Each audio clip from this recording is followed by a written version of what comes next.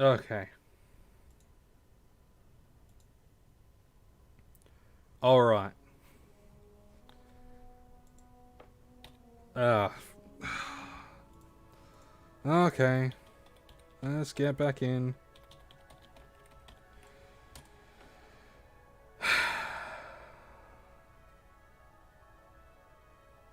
My god, that pissed me off so much.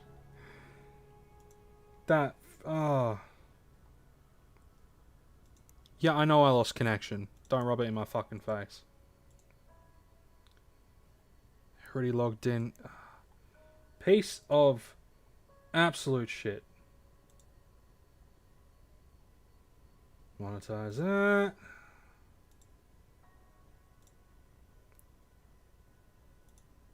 God damn it.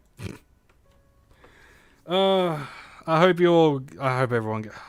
Already logged in. Log in after a minute. Fine. Fine, I'll log in after a minute.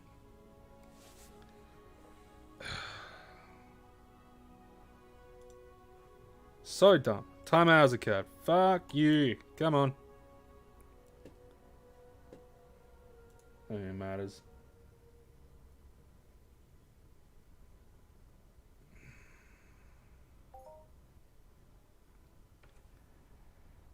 Ugh.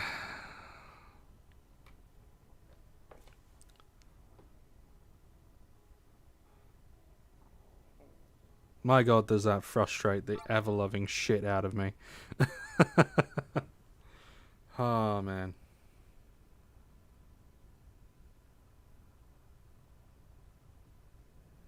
Are we back in? We're back in? Oh, fan-fucking-tastic.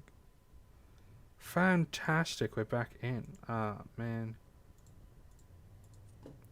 That's so annoying. That is so annoying. Anyway, welcome back.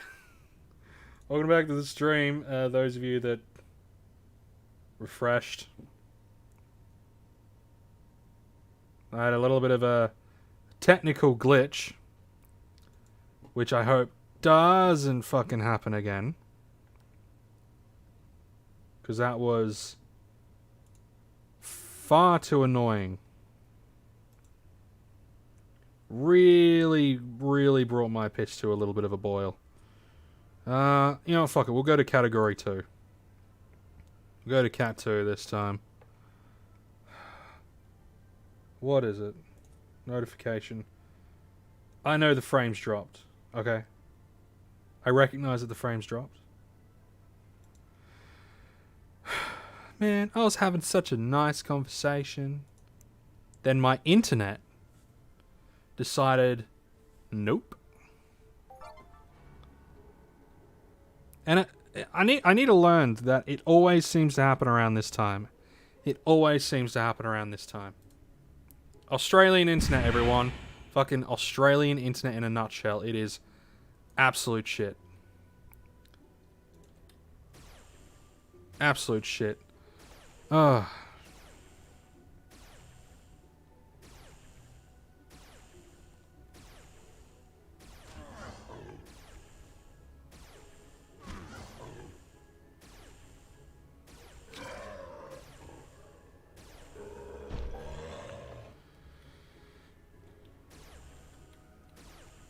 If we can at least get...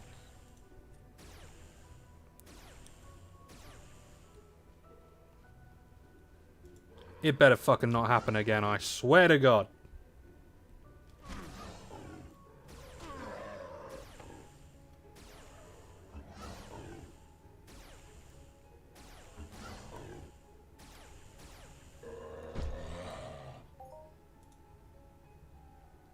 Okay. Oh, man. Yes. I know.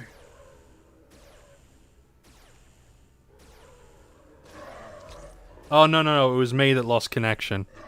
Don't worry. It was me that lost the connection. My internet completely fucking cut out. Which I should have... What do you mean item is currently busy? Come on. Come on. Don't be a cunt. Don't be a dick. But no, it was my connection just It just completely cut out. Just boom, gone. Everything gone. And I had to start everything back up again, and it tried to, you know, reconnect. And of course it fucking didn't reconnect. So,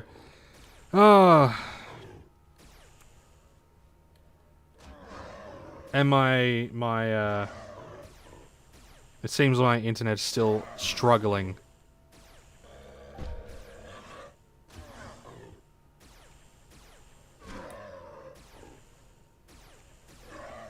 Come on.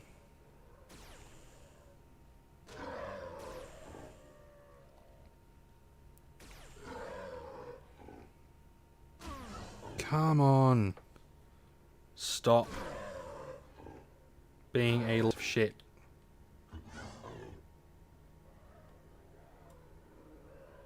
Dude.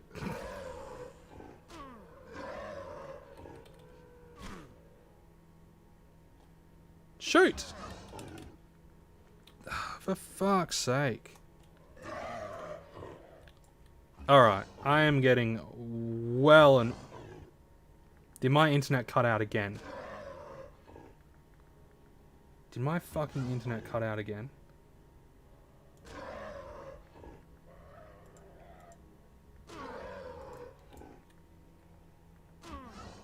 I swear to fucking God.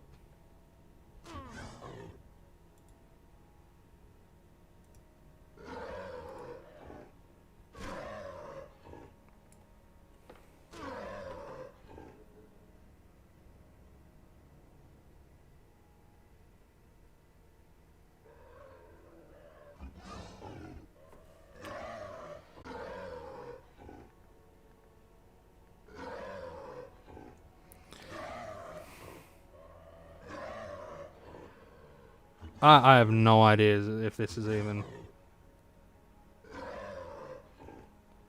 Okay. Alright, anyone watching, I am having some supreme fucking technical difficulties at the moment. Supreme technical difficulties, so... Bear with me. Everything is just going fucking spastic. Skies are good. No fucking storms. Ugh. Tech is nice until it's fucking not nice. Oh well. Oh well. It's all good. It is all... It's all good. Breathe, Scott. Breathe. Ha. You're fucking kidding me.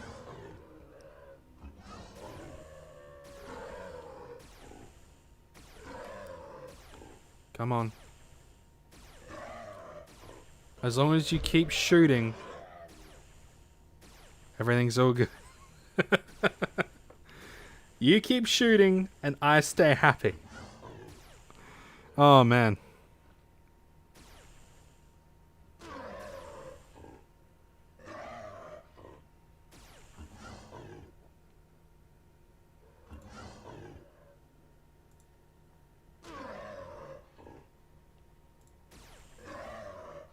Hello?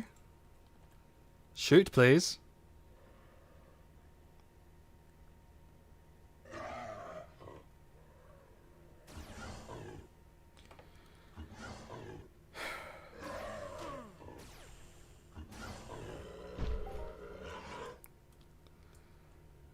Oh no, it's my actual internet. I'm able to tell due to my streaming thing, because it will completely cut out and have like no kilobits at all, like no kilobit worth of upload cranking. So everything's just kind of evening out. My internet provider fucking sucks, man. Pisses me right the fuck off, it does. Oh well.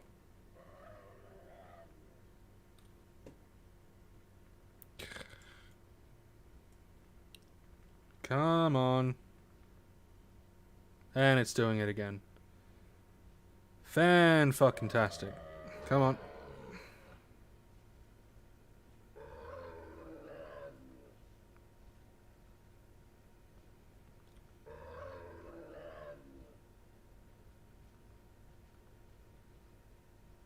0 kilobits again. 0 kilobits again. Fantastic.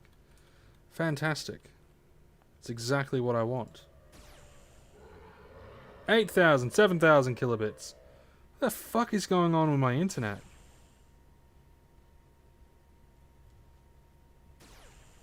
Like, what the actual hell is going on?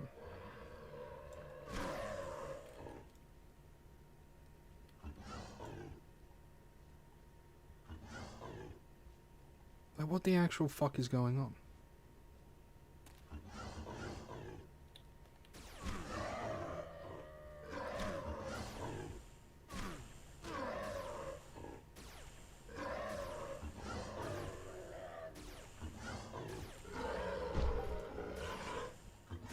Is everything back? Is everything back to the way it's meant to be?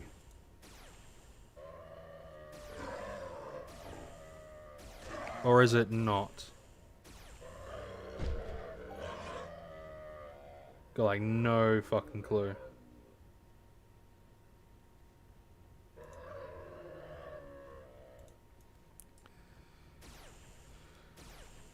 Alright. Maybe. Maybe things are going alright.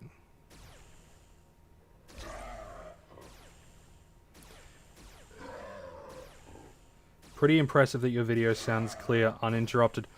Fucking really? Clear and uninterrupted. Holy shit.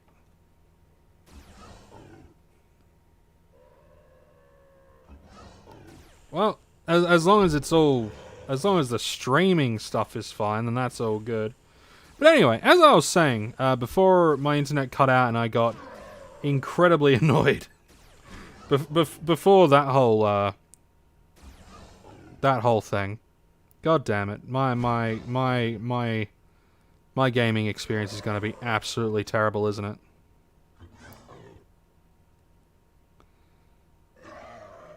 Oh, fucking will as well.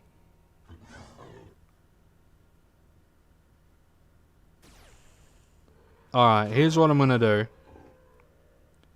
So I'm gonna fucking log... After I kill this dickhead, I'm gonna log out. Log the fuck back in. And hope... Fuck's sake.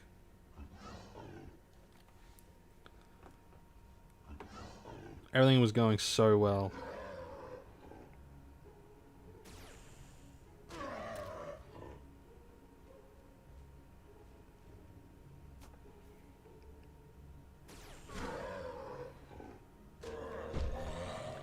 Alright. Here's what I'm gonna do. Voice, your video is chopping a little bit. Oh yeah, the video will be chopping. I'm gonna take a very quick break just to check a couple of things. I'm gonna log out, log back in, all that stuff. So, 5 minutes tops.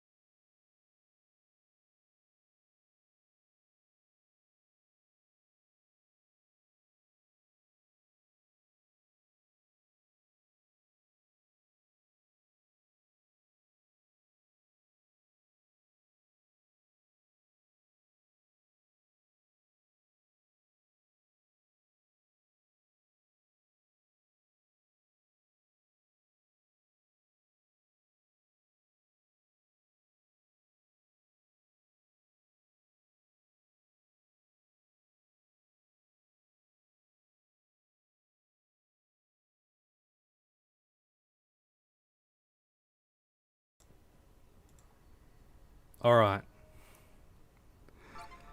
Let's fucking see how this goes.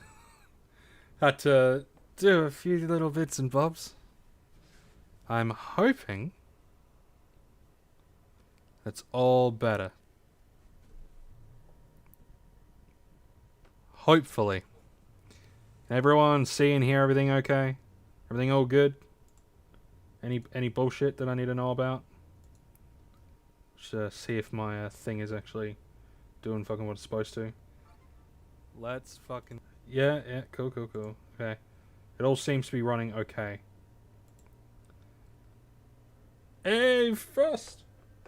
Coming in with the dab! Okay.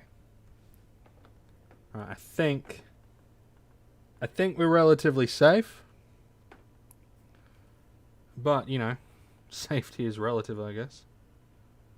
Okay, let's try to go back in.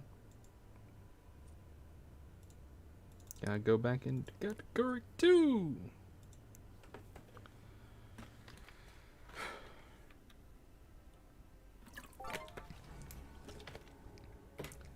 As, who this? I'm not sure, but I'm gonna translate send, like, those couple of words. What is this? Translation to English. Okay, so I believe it is Russian.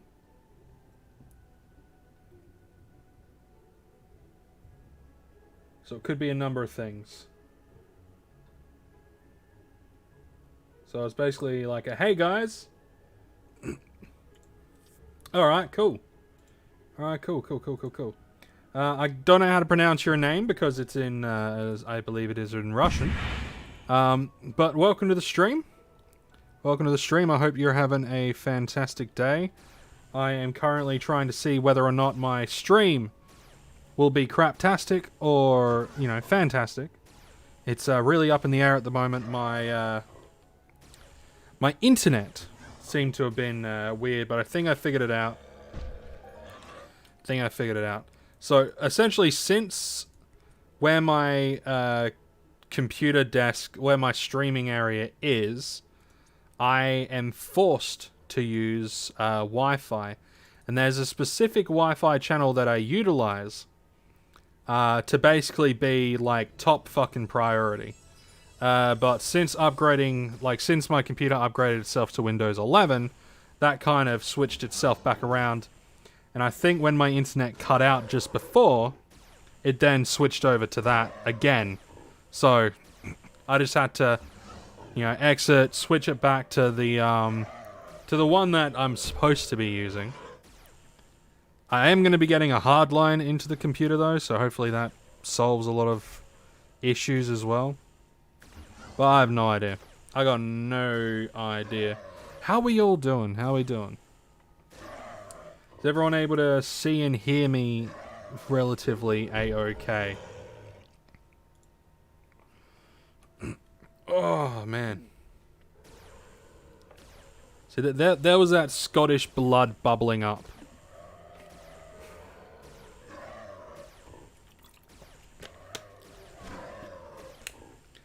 Oh, that Scottish blood, it was bubbling up. It was like, you fucking what, mate? That's not Scottish, but you know.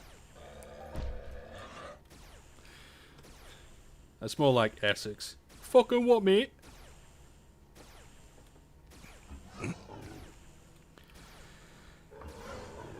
Probably make sure things are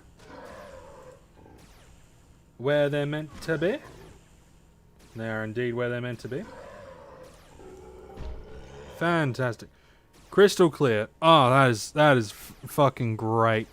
And it looks like some of you guys are coming back in, so I'll be able to finish my fishing analogy. That's what pissed me off the most. Not that the internet cut out, but I was in the middle of an analogy for you guys, and then it was almost like Mindark is some kind of omnipotent being, heard me saying what, you know, what all this actually is, what this really is. Did I? Weird. Anyway, so Entropia universe is like fishing. Ogres are like onions. So, you know, you go out, you get your fucking bait, you get all your shit together, and you're either gonna catch fish or you're not gonna catch fish, but you're gonna have fun either way. Entropia universe is very much like that. You're gonna put your money in, and you're either gonna get stuff or you're not gonna get stuff. But you can make money in the game, but it requires, okay, the way I see it, it's almost like buying a franchisee. Okay? So, generally, if you want to buy a franchisee, it's gonna, when I saw one, you know, around where I live, it was like Jim's Mowing or whatever. It was like, I think the franchisee itself was like 20 grand. You buy up the franchisee and you had like, you would have guaranteed like these specific people that will give you work. Like these guaranteed clients. And so it will be like, okay, the franchisee was selling it for X amount of dollars, but you'll be getting X amount of dollars each month in payments and all that sort of stuff for services rendered. Now, hey, 47.59. Not quite a global, but we'll take it. We will fucking take it. But yeah, so if you want to make money, you got to think of it as buying a franchisee. And of course, when I say franchisee, I'm talking about land area. All right, you can invest deeds and things like that. So let's see, if you were to invest, oh, we gotta do the math quickly. So if you were to invest, say, I don't know, $20,000. So what would that be? 200,000 PED. You could get about 100. Like if you were to just get deeds, right? Just deeds, you can get like 100. You can get a shitload of deeds or a shitload of shares or whatever. And that could bring in, you know, a little bit of money each week. Not a lot, but a little tiny bit of money each week, which you can then use to reinvest into stuff. You know, you can use that money to reinvest and continue to get more investment. Or you get an actual land area and you treat it like a franchisee, like a franchise, and you hey, and there's a global. There's a global. We got one. That's fucking tastic. Maybe all the exiting and going back in has found me a good one. But it's a global. We are lucky boys. We are lucky boys. But yeah, so you get yourself your franchise, and that was like a 9 ped 50 with a Halloween strongbox. Things are going good. Holy shit. I think I've cracked the code. Whatever code that is, I've cracked it.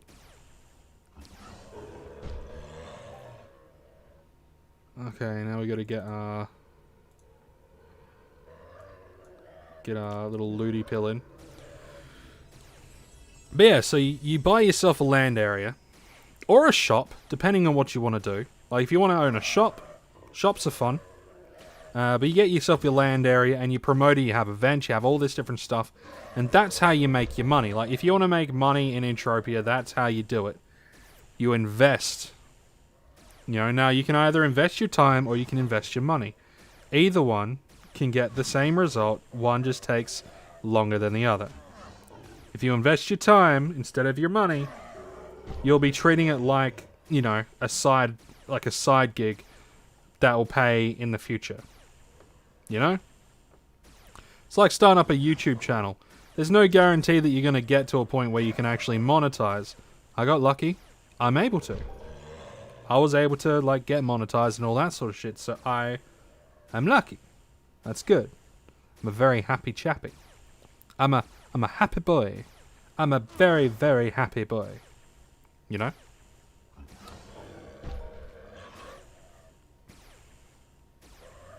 But,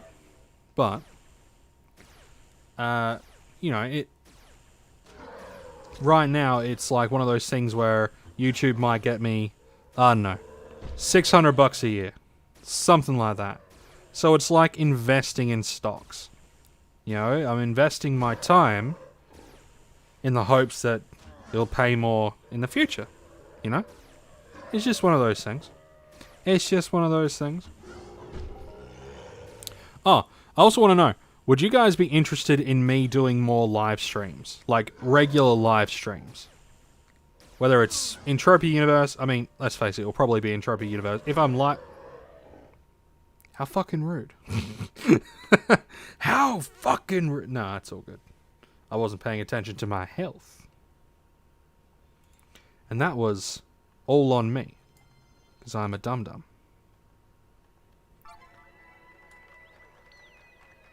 What? Hey, my paramedic went up. See? I'm getting paramedic skills. Because I keep fucking dying.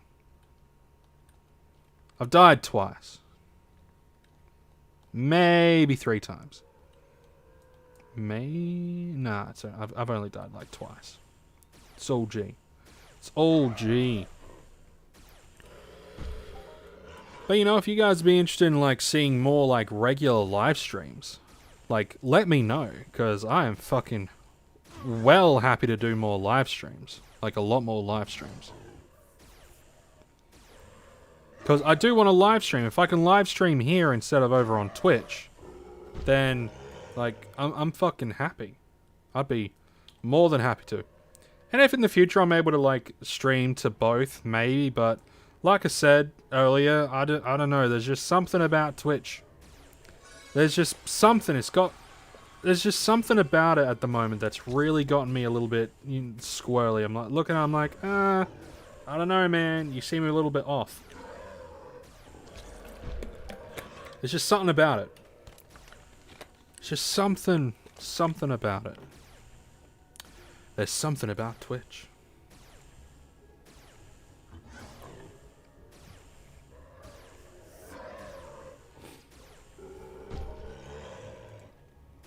Just having a look at a few things. It's actually not that bad. Wow, that's a lot of... Oh, damn.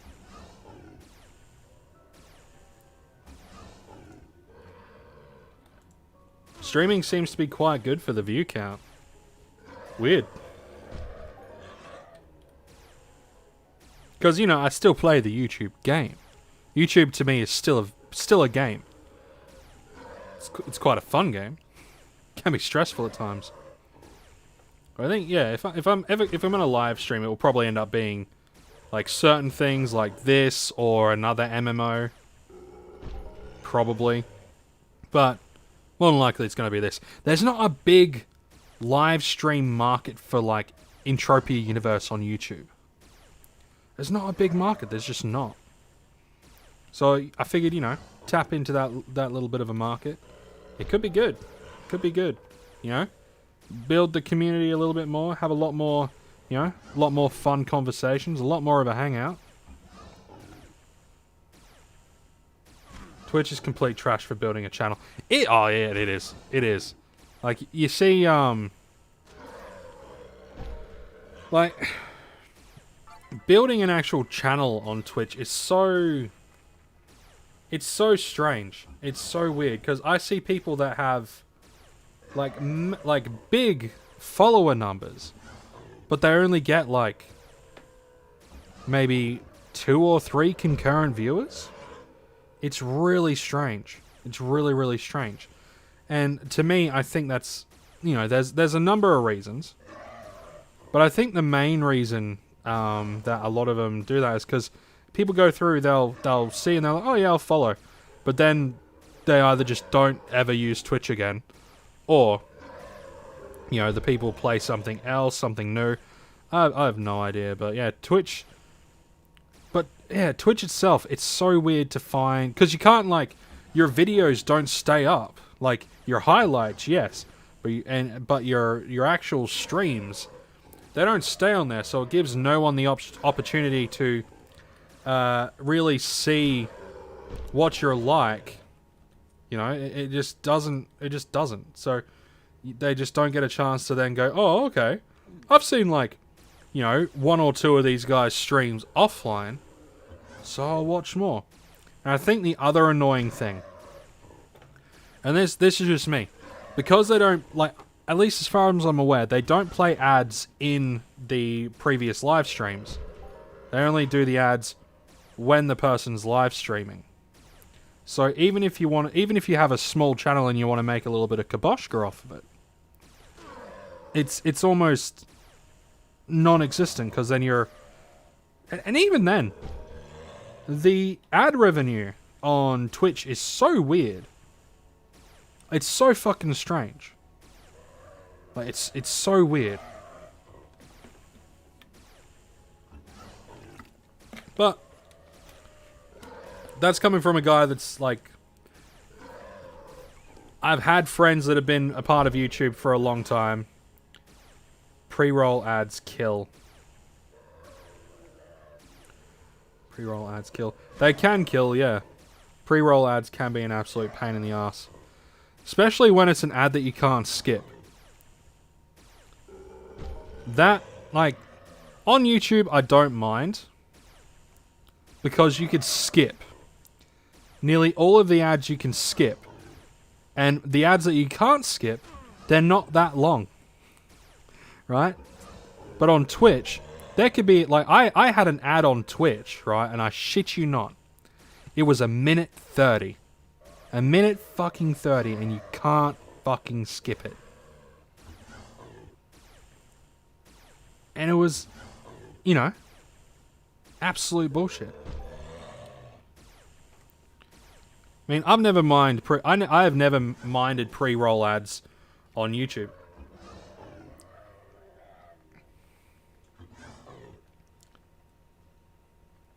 YouTube is like 15-second or 30-sec skippable. Twitch is 30-second unskippable. Yeah, but like I said, I had one that was like 1:30. Or it might have been like 3 ads back to back. I have no idea. But, yeah, maybe the person like did an ad break at that point for like, I don't know, however long, but it was absolute bullshit. Absolute bullshit.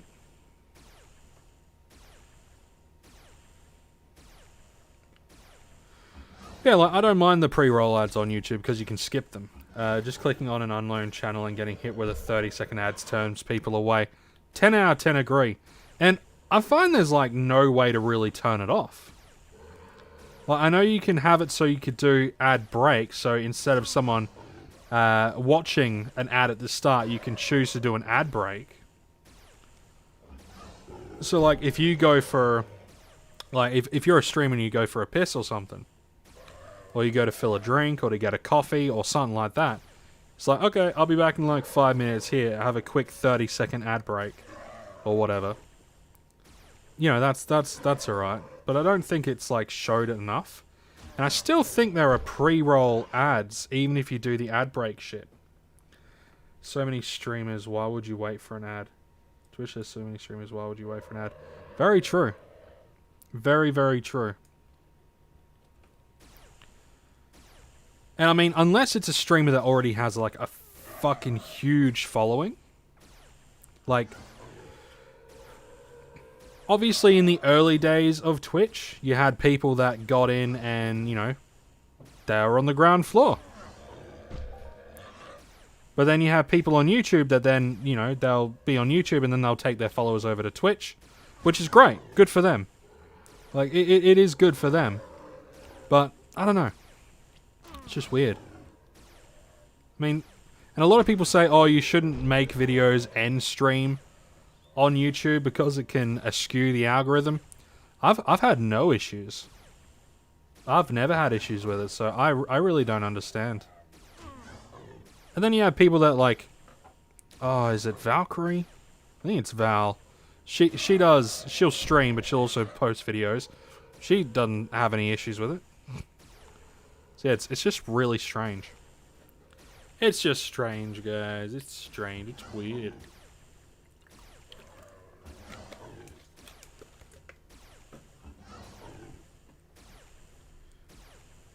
Well, I mean, you know, that's kind of the game. Like, I had someone ask me the other day, you know, I want to do gaming, and I want to do like game for people.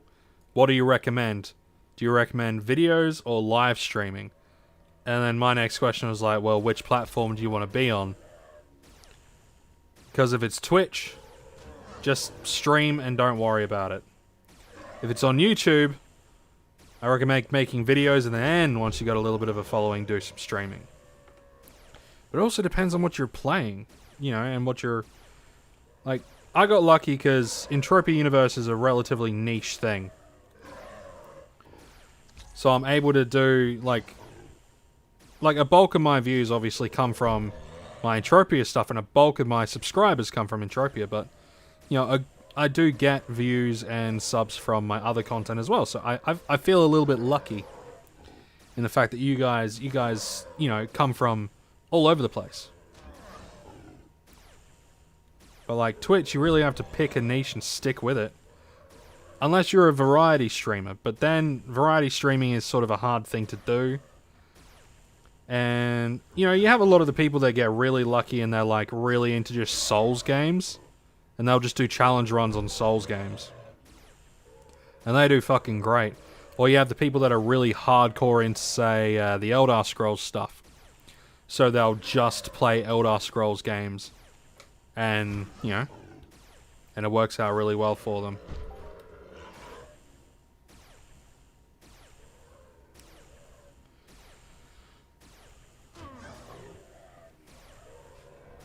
But, you know,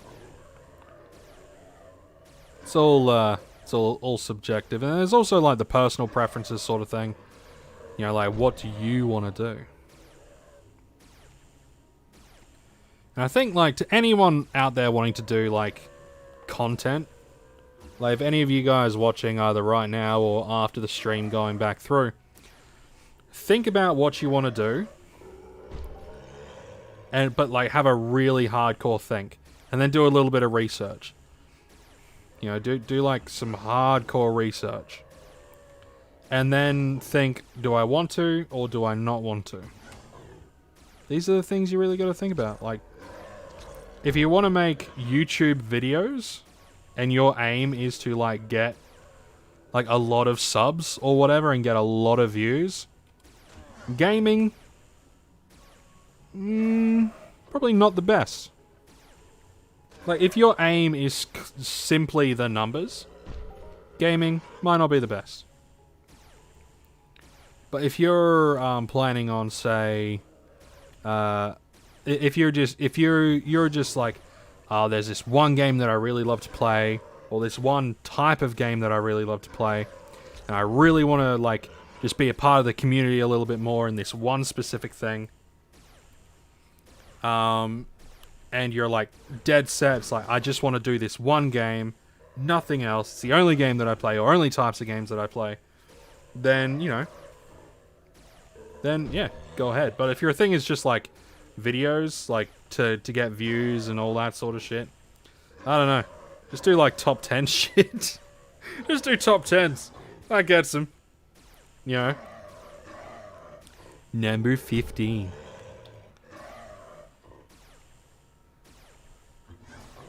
Number 15. The man in the window is staring at me. Fuck, what is his name? Chills? I feel bad for that guy.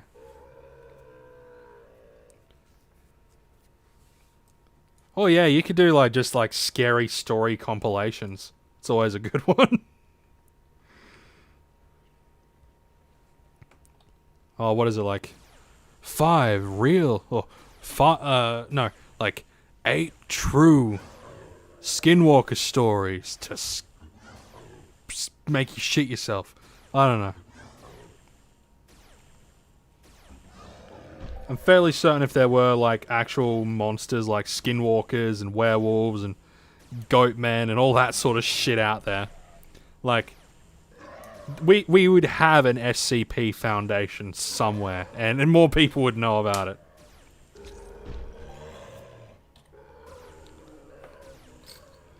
Like, more people would just know about it.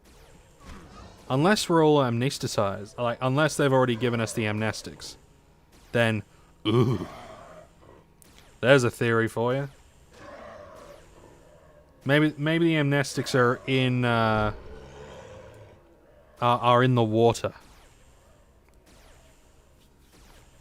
And it's, like, specifically targeted so we don't, I don't know, fucking realize that there's bad things out there.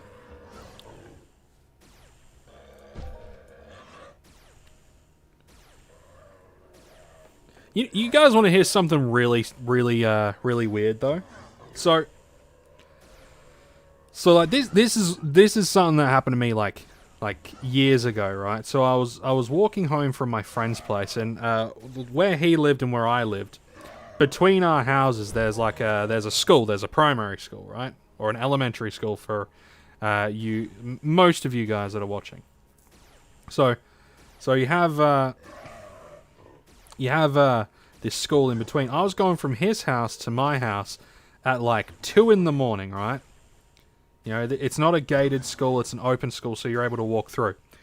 So I'm walking through, and then in this sort of courtyardy area, there's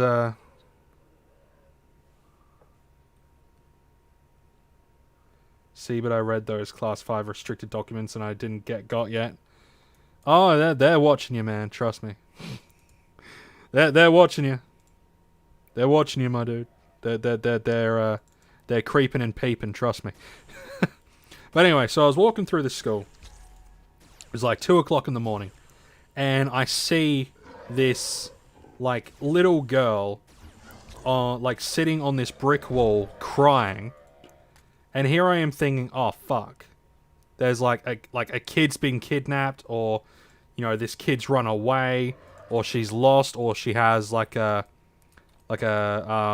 disability or something, and she's gotten out of her house, something like that, right?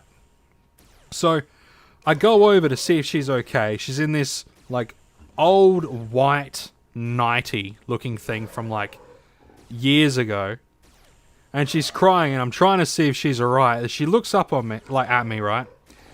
She had no face. No face. And she's still fucking crying, looking at me, and she has no face. And then I'm backing up, right? And then from behind me, I hear this high-pitched scream. Like, I hear this high-pitched fucking scream right behind me. There's a brick wall behind me.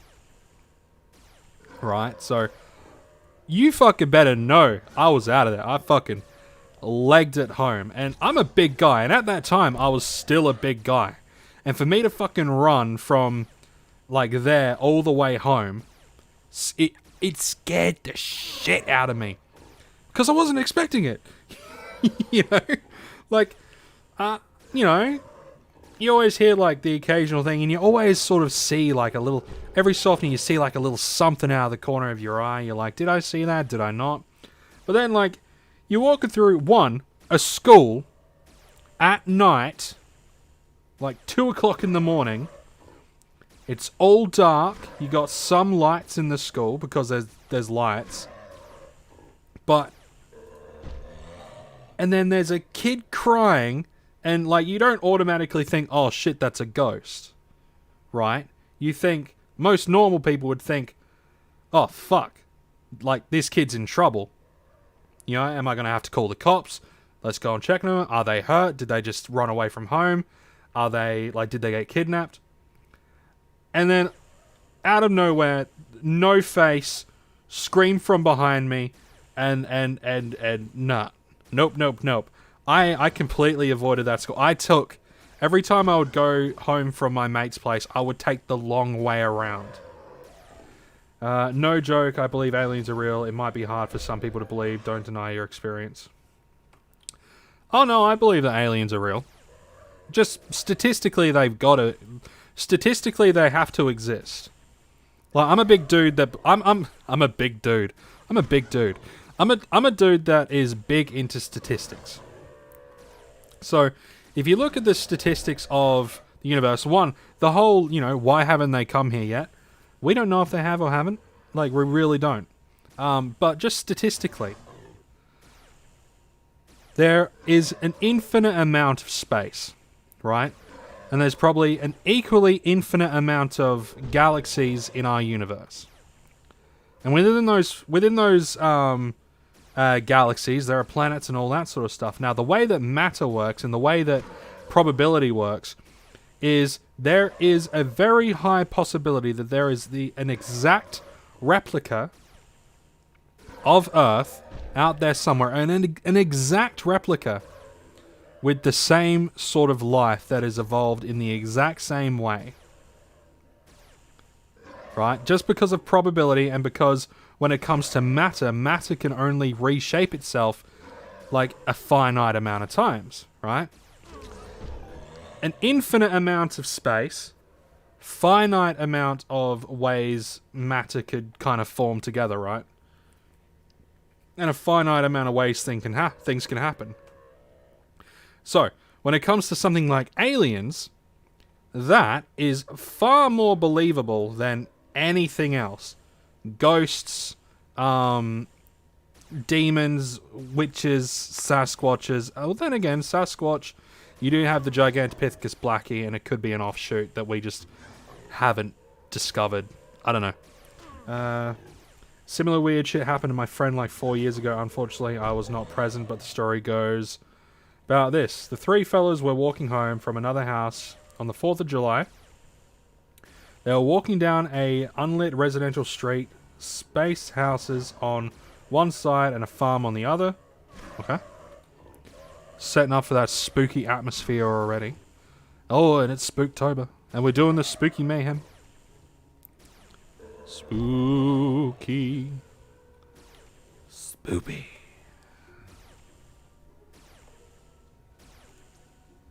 It's all about the scaries.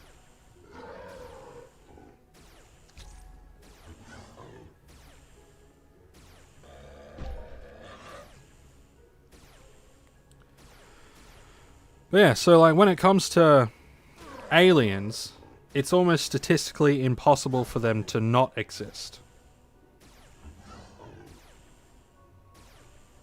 As they are walking, fireworks go off and Dave hears Brandon laughing. He asks why he's laughing and Brandon said he isn't. Ryan says he didn't hear laughing either. Okay.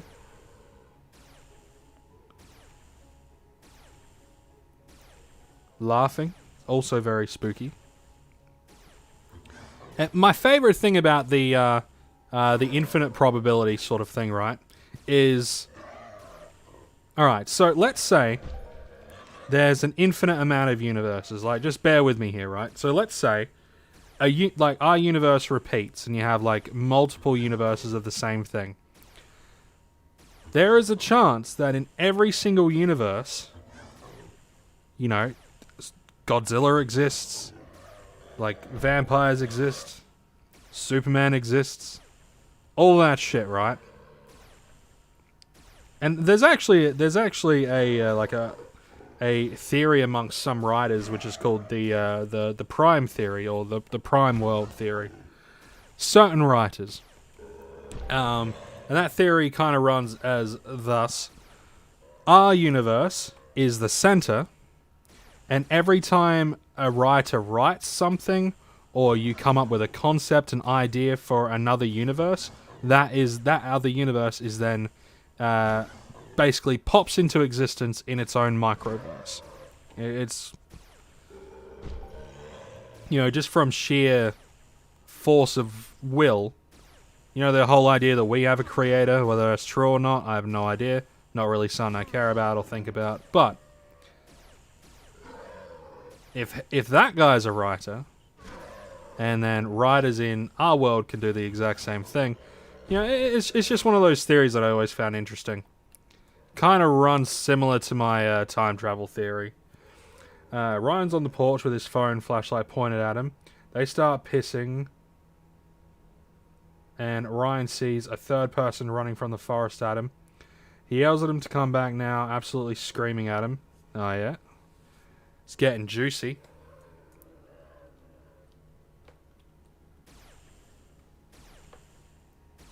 See, I always find like just things running at me in the dark spooky. Whether it be human, animal, always spooky. I always prefer it to be an animal though. Like I was walking home from a local grog shop when I was like 18. I had some booze with me, so I was walking home. And I'm walking through this unlit paddock, and I have these like fucking little yappy dogs just around me, trying to bite at my ankles and shit. They're from one of the houses that like their fence was just broken and they never fixed it, but they'll let their dog go out. Huh.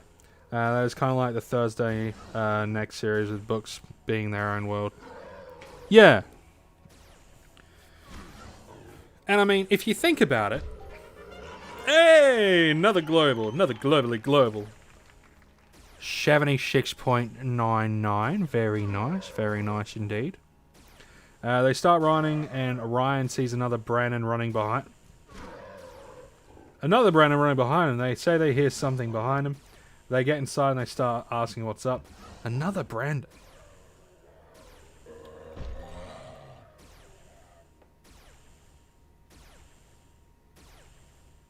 Two Brandons. Spooky.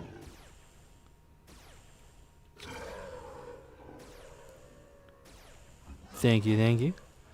Getting a couple of globals. Yeah, we've had two so far, so that's always good. Two globals. Two of them. You hear that, Mishka? Two globals. Two of them. Ah, she's a sleepy puppy. They think since they heard Brandon laughing, and I forgot David also heard Brandon talking when they were walking, that something like a skinwalker type shit happened. You know, that is possible, like, and here's the thing, right? Here's the thing. We as humans, right, take a look at where you are in a general sense. 90% of the human race, we are in either towns or cities or things where we have destroyed the land, completely bulldozed a lot of it, and built up our very much brick cages or wooden cages or whatever.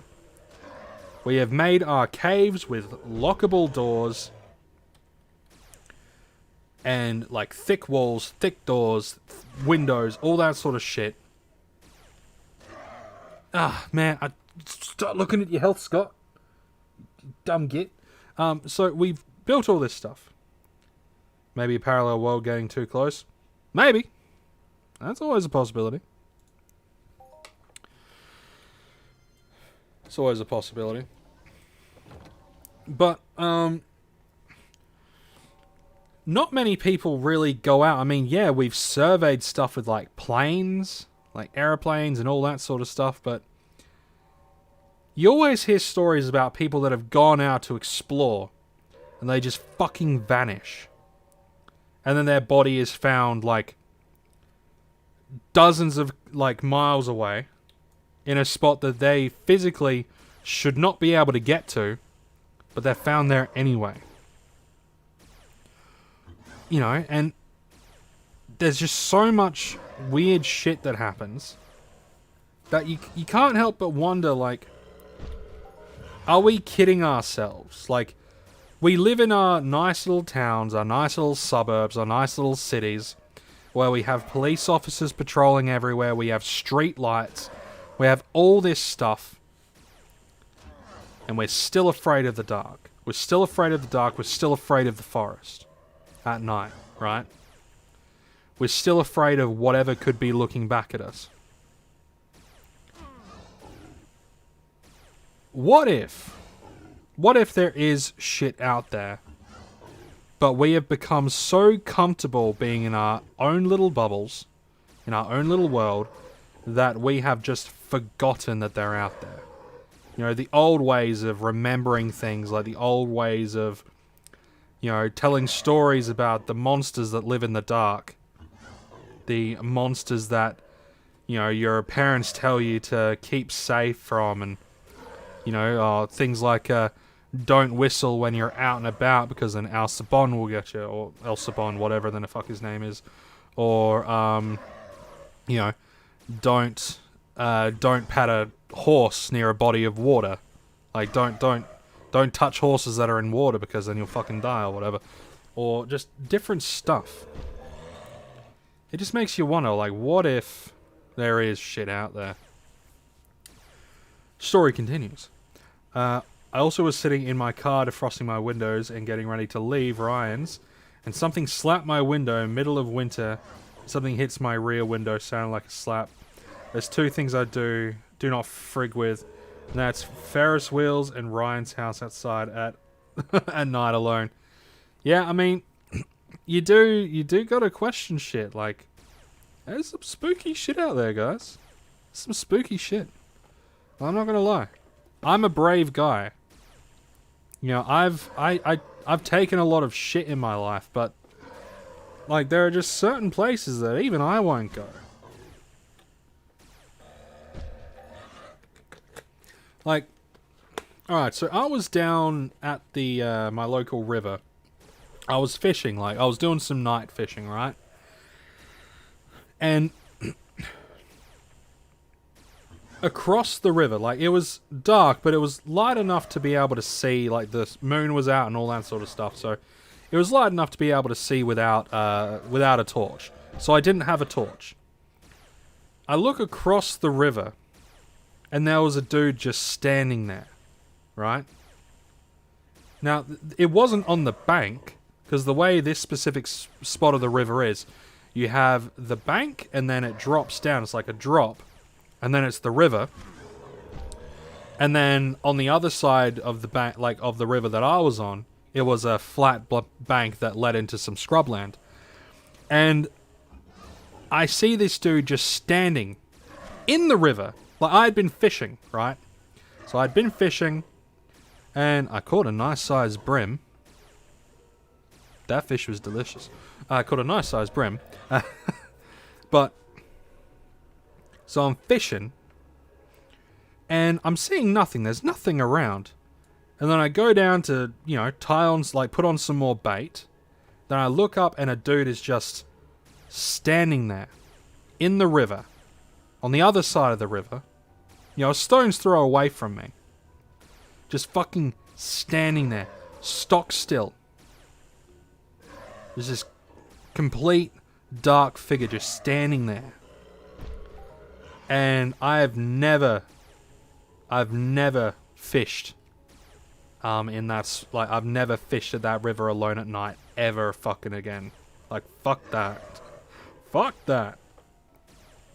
Especially in, like, an unlit area. You know, because he was just standing there. And, like, I backed up.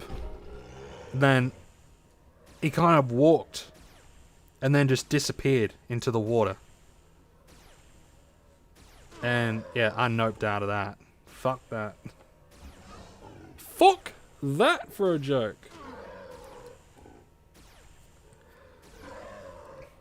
But I like your idea, Randy. Two parallel worlds getting too close. And it's funny, it's funny that you mentioned parallel worlds, right? Because, oh, and that even kind of ties into my time travel theory. So, I have a theory about time travel that when you like, if someone was to ever travel in time, they don't travel in the same universe. They travel to another universe that's almost exactly the same as your universe, like the universe that they come from, except that universe was created either, like, let's say you travel backwards in time, right? That universe that you traveled to was created 10 years after your universe was created. So for you, it's like 10 years in the past. So maybe it could have been a skinwalker that you encountered, Big Mike. Could have been a skinwalker that your friends encountered, right? Or it could have been a parallel universe with almost the exact same thing happening, except that universe that was kind of bleeding into ours was, like, created 20 seconds after ours. I mean, you never know. You never know. The universe is full of a lot of weird things. It's full of a lot of strange wank.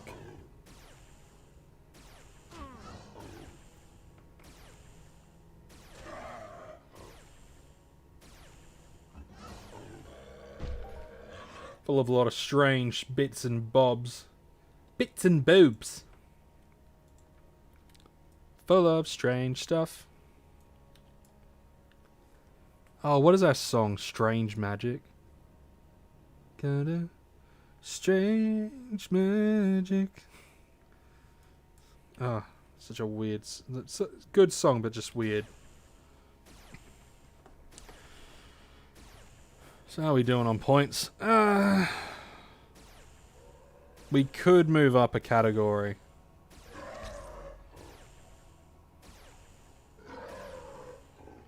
We could see how we go with category higher. Like point-wise. What do you guys think? Should I move up a category? Like, I'm killing these guys comfortably. I'm not taking too much damage as long as I fucking keep an eye on my health. You guys think I should move up a category? What do you think?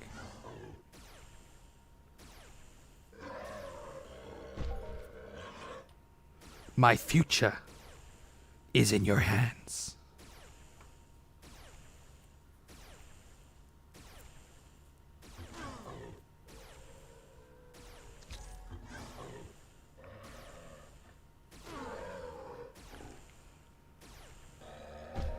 While you guys mull that over, I'm just gonna get some water.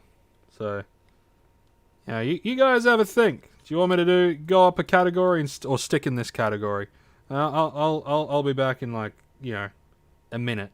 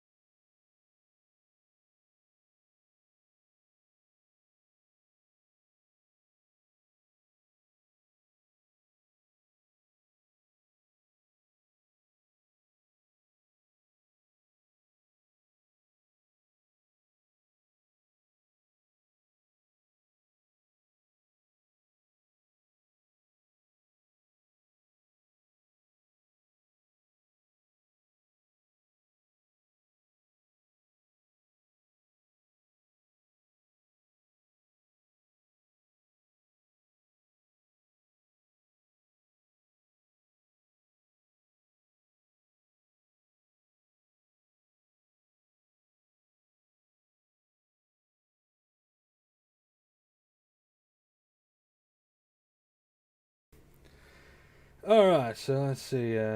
Big Mike. I haven't had many experiences with weird stuff, but that is the most spooky. I kind of wish I had more spooky stories, but actually being in the moment sounds awful. Oh, it is. It's fucking terrifying, dude. Especially if you're on your own. If you've got other people around you, it's like a little bit better. But when you're on your own, fuck that.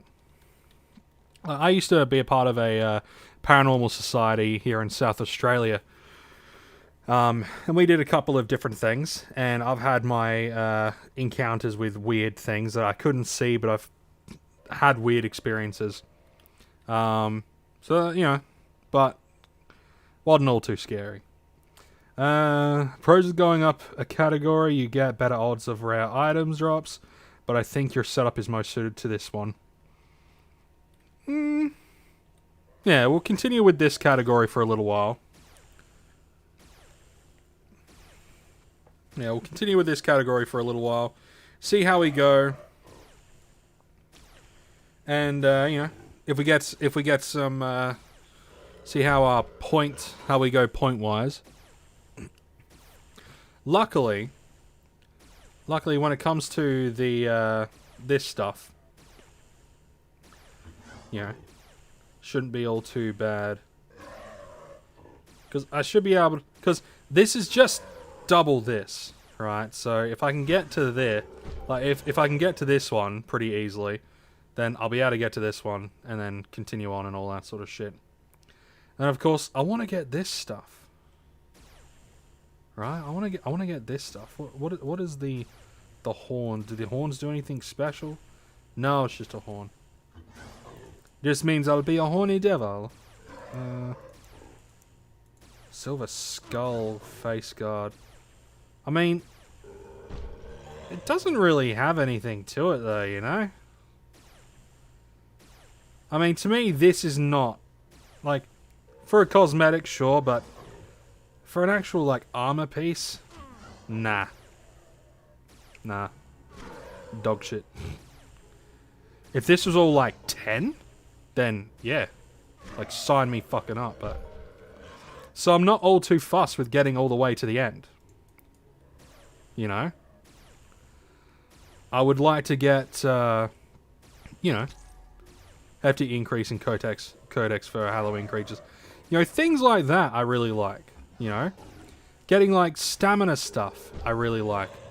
More than that, I mean, yeah, who knows? Doesn't really bother me.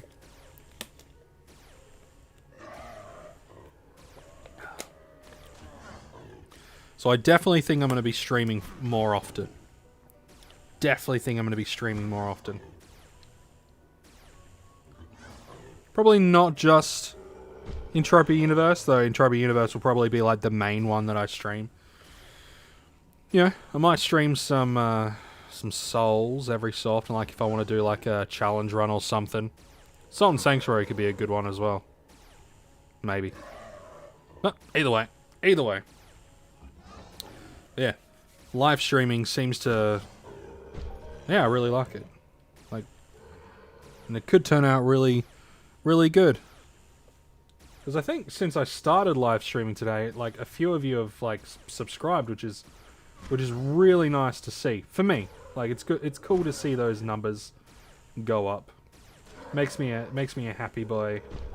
Makes me a happy boy because then it means, you know, things are doing good. Means things are doing what they're meant to.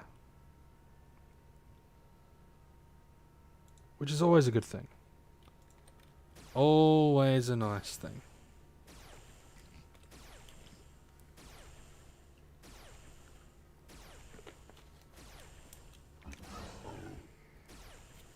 We're getting close to finishing this daily one as well. Get our Mayhem, 20 Mayhem tokens. Hell yeah. Getting our Mayhem creature challenge up. Hell yeah. And we'll be able to see exactly what we get for that. What do we... Ooh. I don't know. I don't want to die again. It's a bit too spooky for my liking. I don't want to die. I don't want to die. We all die someday, but not today.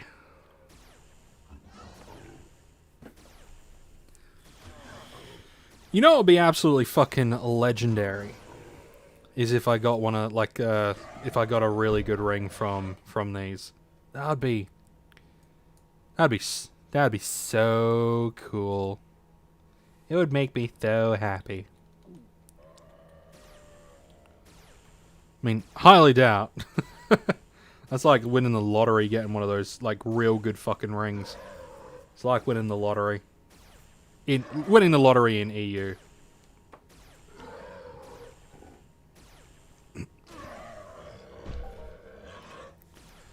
So yeah, we'll see how we do. We might go up a category, I reckon. Because we're killing these guys relatively quick. So what I might do is I might go up a category. Am I able to go up from in here? No, I gotta leave this one. That's fine. So we're gonna go up a category. I think we're doing relatively kind of fine. So we're gonna leave. We're gonna go up a category. And then we'll pray that we do relatively okay. Oh. Gotta love the glitchy nature of Port Atlantis Mall. Okay, let's go up.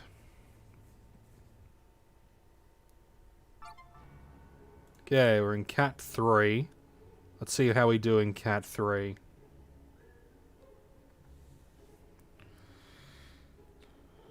I definitely want to like be a lot stronger for next year's Halloween Mayhem.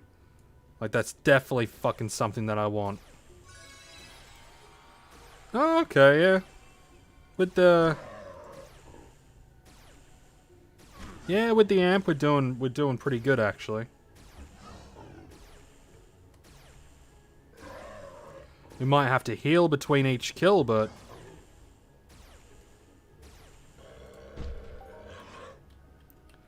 at the end of the day, we want them points as well. So,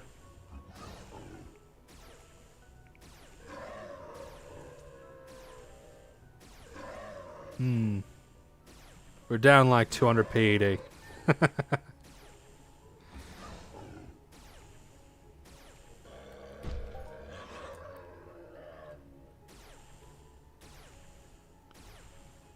We're down like. Oh man, Mayhem. Mayhem, Mayhem, Mayhem. Such an asshole.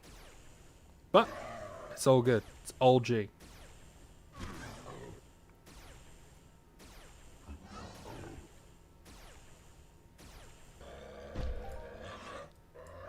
And, like, you know, like you said, like, moving up the category gives us a higher chance for some extra stuff. And I know category 3, I have looted items before in category 3. Man, if I had Mayhem armor. So I'm going to have to keep this in mind. If I have Mayhem armor, makes it a lot easier to, like, higher survivability.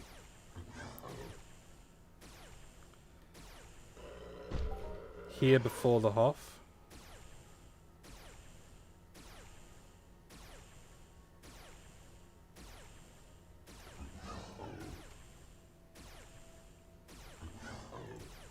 Hof? Did I turn that on? No, I think about it. No, I didn't.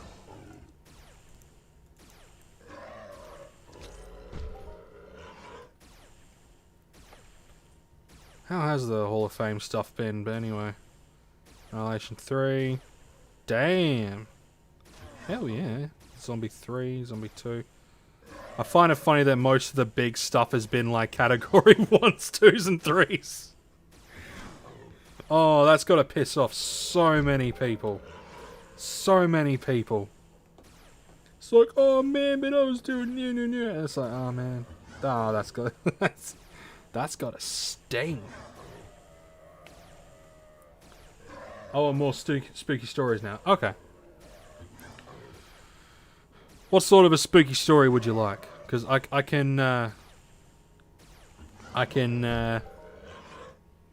could probably, like, come up with one off the top of my head. Or I can talk about spooky shit. Because there are quite a few different spooky things that, you know, people can talk about. You know, you had the screaming skull, but, like, you get made up ones. Oh, more direct from... But, like... Yeah, like, the direct stories from people is always the best. Like, so... When I was with the... and this one actually happened. This one happened. It sounds so fucking... It sounds like out of one of those horror movies, but this one happened. This time I never actually saw anything, right? But that made it all the more worse, right? Because like with the weird little girl in the in the school, the ghost girl or whatever the fuck, the no-faced girl, and the weird shadow thing in the river, those I was able to see, and I'm like, okay, this one I couldn't see. So I was working with, not working, I was with, experiences, not stories. I was with a paranormal group in my state, right? And we went to an old railway station. And we spent the night there. We set up all our cameras, our equipment, and all that sort of shit. And that was the day that I learned not to shine the flashlight in the direction of the night vision stuff, because then everyone goes all screwy. But anyway, I was using these things called like dowsing rods. Now I don't trust dowsing rods, so I always, like, people say, oh, you just hold them straight up. I always deliberately point my dowsing rod, like whenever I use dowsing rods, I always deliberately point those fuckers down. I always angle them down, because you gotta, like, and it's the same reason why I don't trust I don't like pendulums or any of the hooey sort of shit that you see in like some ghost hunters use. I find it all very hooey. Anyway, so I was using these dowsing rods, and then me and these two girls, we were down in the cellar where they kept all the beer and shit for the station, because there was also a bar and a whole bunch of other stuff. Anyway, so we're walking around, I'm asking general questions, and then I get to a point, and then these dowsing rods fucking, they cross. I'm like, okay, that's weird. So I shake them out, aim them down, and I move forward again, and they cross over again. So I'm looking around, because they're copper rods. So I'm looking around thinking, okay, maybe there's, some electrical stuff. But I couldn't find anything. I'm like, okay, fair enough. So I step back and I, say, if there's anything there, cross the rods. And sure enough, the rods cross. And then I ask it to, okay, if you're there, make the rods go all the way open. So, and sure enough, I'm gonna die. There we go. Then the rods open all the way. The rods open all the way, right? So I'm asking all these different questions. I'm asking, what it is. I learned that it was a male, so it was a boy, and I'm like, okay, how old are you? I'm gonna count to your age. Cross the rods when I get to your age. It crossed the rods at 7 or 8. So then I thought to myself, okay, it's a boy who's like 7 or 8. Okay, so I'm walking around, I'm asking other questions like, how many people did I bring with me? And, I would count up to the number. 1, 2, 3, 4, and then once I get to the number, it would cross. I'm like, okay, that's pretty interesting. Then I asked just a general question like, how many people were in the building? And it counted up to something ridiculous like 20. I'm like, okay, so I asked again, and it did it again. I'm aiming the fucking stupid dowsing rods down, because I don't trust them. I don't believe them, right? Because, like I said, I believe they're all hooey.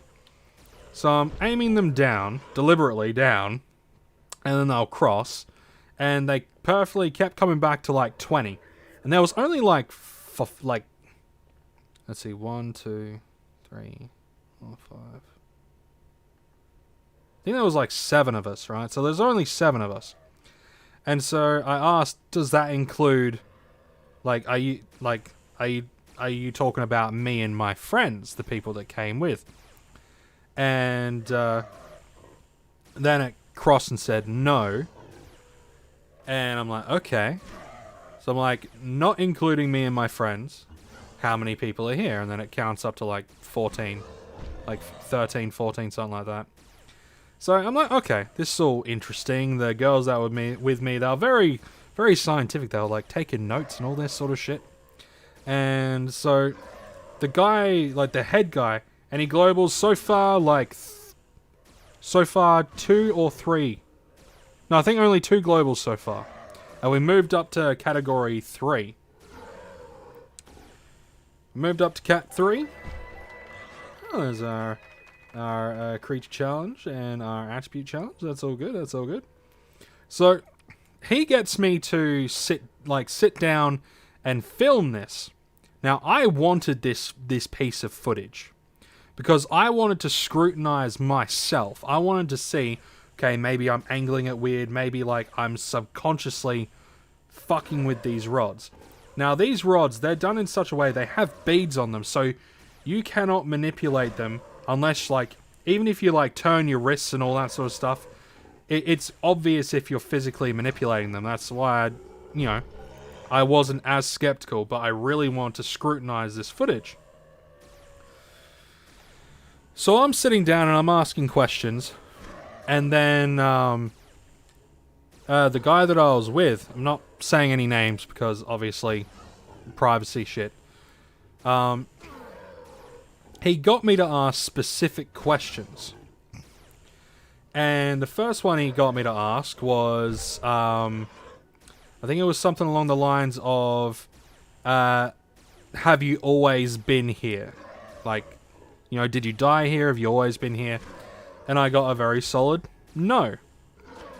And then I could see his noggin was jogging because he had had a previous experience there where, the people that he was with, there was two groups, right? There was his group and another group. This other group was using a Ouija board, okay? And then all sorts of spooky shit happened after that, apparently. I wasn't there for that, so I can't corroborate any of this. So I'm just going off of what he told me. But he was, his noggin was jogging. And he was like, ask if he came with people. So I asked if someone... We'll call him Fred. Hey mate, just tuned into the stream. Anything good yet? We've hit... Nah, we got 2 or 3 globals. I think only 2 globals. Nothing major. We're kind of like just going through the motions. We're in category 3 at the moment. Telling some spooky stories. Sort of like real life experiences and all that sort of stuff. For the spookiness. But yeah, so I was sitting down and I asked like, did you come here with people? And it crossed to like, yep. And then things started to go really weird, right? So the entire area, it was a cold night, so I was all rugged up. And then I started to get really chilly. I'm like, oh, this is weird. So started getting really chilly, and I could just feel like there was this weird... It's when you're walking along and then you see a fox or a dog or a cat, like you just know something's watching you. So I'm like, okay, this is getting a little bit squirrely, just a little bit squirrely. So he gets me to ask, did he come with like the people that my friend came with the previous time? And sure enough, the things went to yes. And then just to double check, how many friends brought you here? Well, first it was, did you come by car? No. So he wasn't brought there from like via car, so it wasn't like something attaching to someone. So I was like, okay, how many people brought you here? And I started counting up, hey, a little 15p here. So I started counting up, 1, 2, 3. Once I got to 5, then it crossed hardcore. And I said, it said 5. And all I hear is, right, go. We don't want you here. You leave. Just go away. No one wants you here. You're not welcome here. And he's like, just... like adamant, he's just fucking going off at whatever this is. I hear the chair in front of me, because like I'm sitting at a table, and this thing is sitting opposite me or fucking whatever. I hear the chair squeak, and then I hear just a little bit of a growl. So like I stand up and I fucking drop the dowsing rods, and I'm like, fuck this. I'm like, holy shit. And like, when you feel like you're going to get into a fight. And the way my mum puts it, like, your hackles go up, your back. You're like, oh, I'm like, your back muscles are twitching sort of thing, like you're getting ready to like punch stuff. So that started happening to me, and I hear this this shifting in the chair in front of me, this little growling. So I'm like, I full on fucking backed away, and I'm like, fuck this. And then he had to inform everyone else that, hey, we got like this not good entity or whatever there. And that was the one experience with dowsing rods that I look at and think about.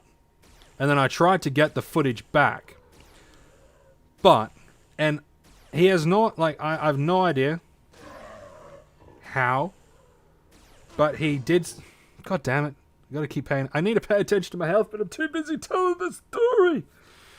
I tried to get the footage, but he says I have no idea why, but I used the wrong cable for the wrong cable for the hard drive that the footage was on, and it fried everything.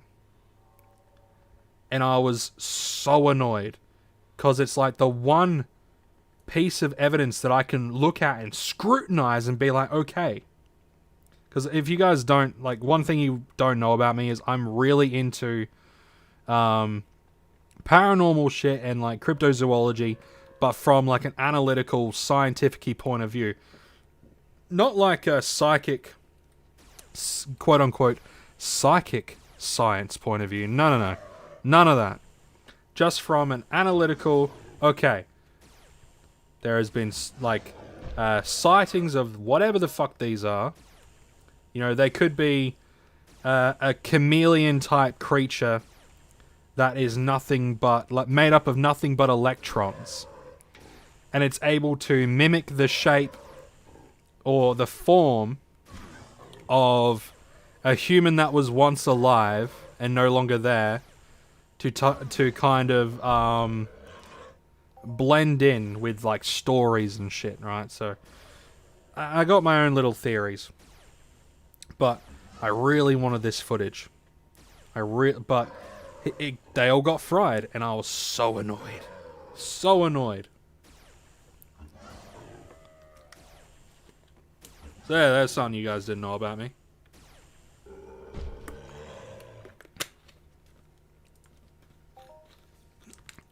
Have you guys ever seen that, like, there's a video on YouTube of a, what would you call it? It's like a ghosty-esque kind of video. But it's like a video from like China or Japan or whatever. It's a street video, and there's a woman like walking pretty, almost like shambling, or power shambling down the road, walks straight through a pole and continues on her way. Have you guys ever seen that video? Because it is a fucking interesting video. It is really interesting. I wonder if I can actually find that video. I wonder if I can actually find that to show you guys, because that one is tops. Like, that one was interesting, though. I think it's obviously it has to be altered. It has to be altered in some way, shape, or form. Alright, we got hey, 33.99. Very nice, very nice. We gotta pop ourselves some of them pills, bro. Gotta pop some pills. Gotta pop some pills. Gotta heal up a little bit too, fuck.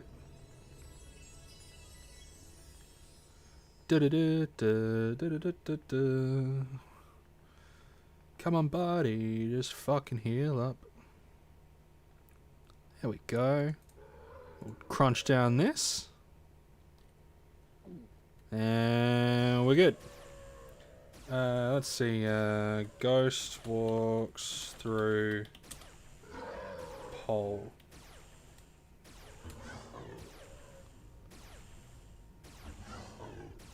No. No, that's not the one.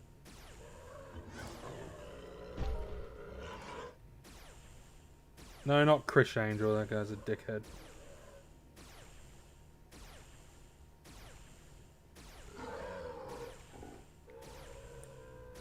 I can't fucking find it.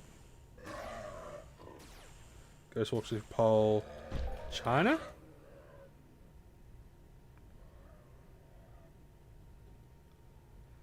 Nah, I can't fucking find it.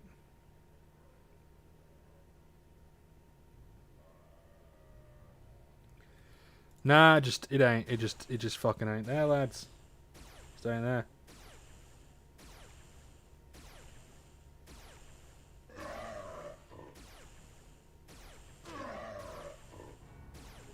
Either way.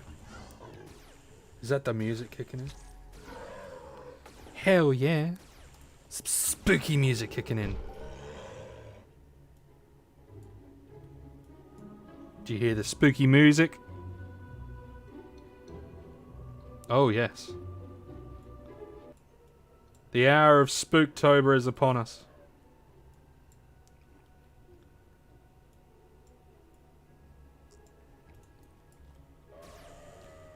Spooky, scary skeletons and rivers blown fine.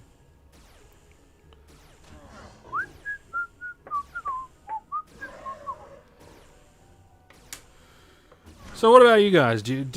So we've heard from Big Mike. Does anyone else have like any? Does anyone have like any like spooky shit that has happened to them before in the past, or just anything odd? I'm all about like spooky, odd shit that happens.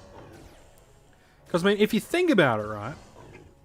Like we're constantly going through our lives, and like so much shit just happens. You have no idea like if something was like normal or like abnormal. But even if it was something that was normal, even normal shit could be fucking weird, right? Even normal shit could be really fucking weird.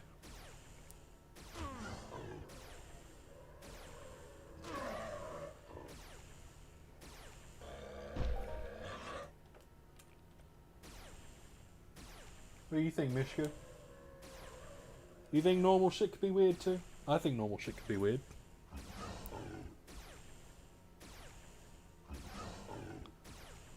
Are we going? We might be able to move up another category. Maybe. Maybe. But do we want to? Not fucking particularly. Not particularly.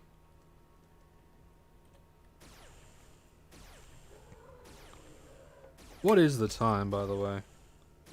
Bye-bye.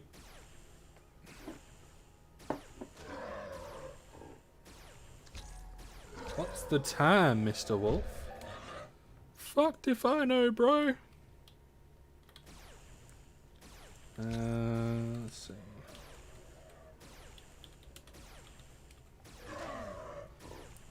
Alright, so it's like... Okay.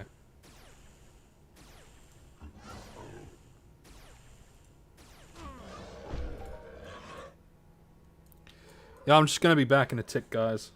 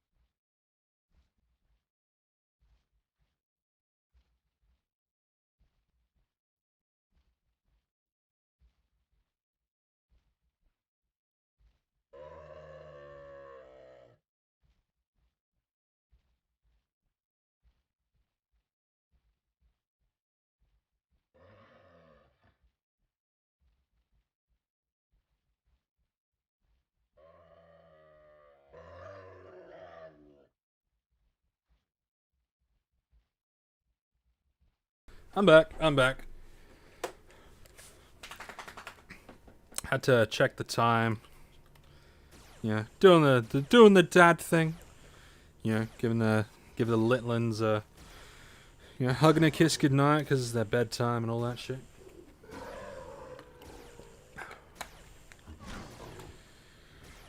How you doing, Mishka? You doing good?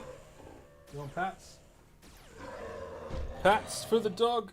Pats for the doggo. There's a good girl. He's a good girl. Anyway, how we doing? Points? 376 points. 376 points, bro. That's gonna be a bit of a stretch.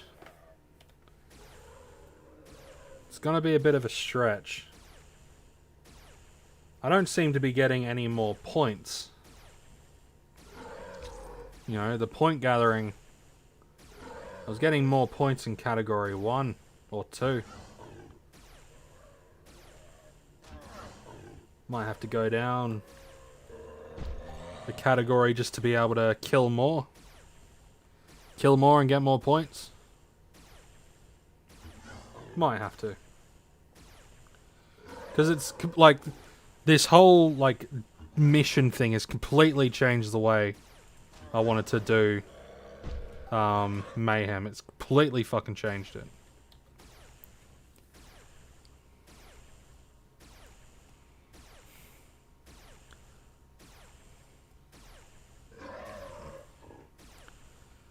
I mean, if we pop down to category 1, if anything, I'll be able to cycle through more mobs and then just get more points that way. Because the points are very much like you know, the looting system. You're either going to get a lot of points, or you're going to get no points, or you're going to get a few points. It's all very relative. So what I might do is I might pop back down into category 1, see how that rolls, and I mean, if we have a look, there are, you know, a good number of category 1s that are in the Hoffs, so I don't think it matters all too much where the fuck I'm at when it comes to the actual PED wise. Like the potential for globals and Hoffs and shit. Don't think it really matters. At least in category 1, I could cycle through more mobs. Which is a good thing. Yeah, I think we're going to do that. By the way, has anyone ever used the teleporter in this game and end up in a different location than you intended? Yeah, all the time. Even if you I triple check stuff, but yeah. Sometimes I've discovered teleports that way. It's really weird. So I think it was how I discovered Fort Sisyphus, actually. I clicked on the Fort Lahar, and then it took me to a place that was not Fort Lahar, and it was Fort Sisyphus. And yeah, but yeah, so yeah, I've had that. So strange when it happens though. So weird. So bizarre.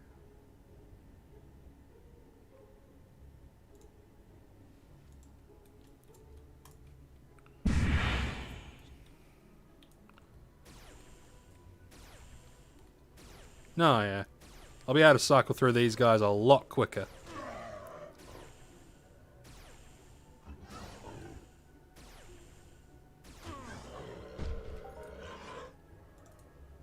What I will do is eat this. Crunch down on some candy.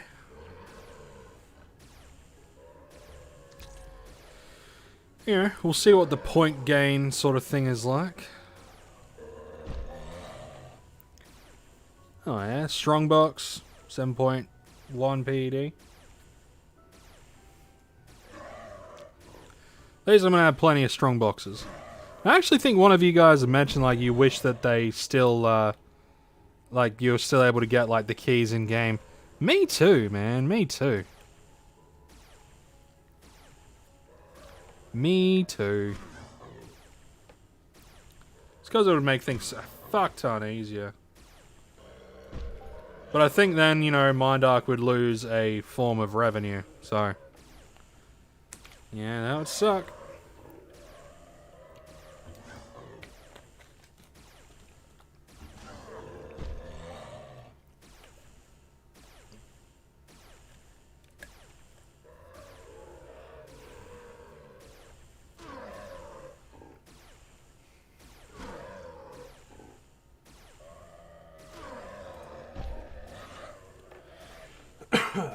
Okay, let's see.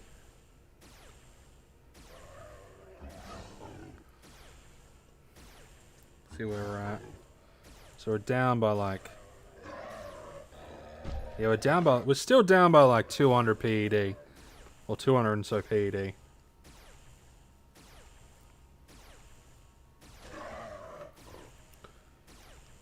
So it would be nice to get a decent amount of something or other. Decent amount of something at some point. Won't hold my breath. But it would be nice.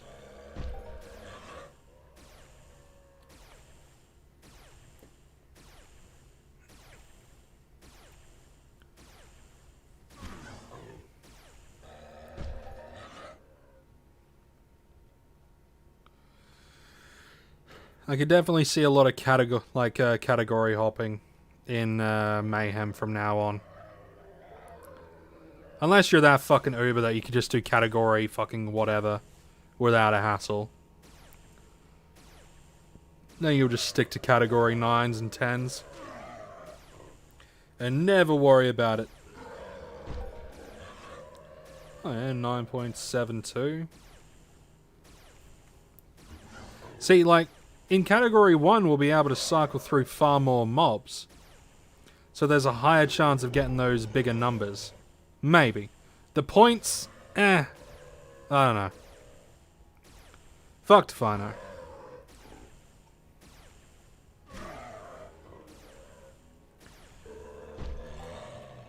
And there is also then, of course, the question of how long I'm going to be on tonight.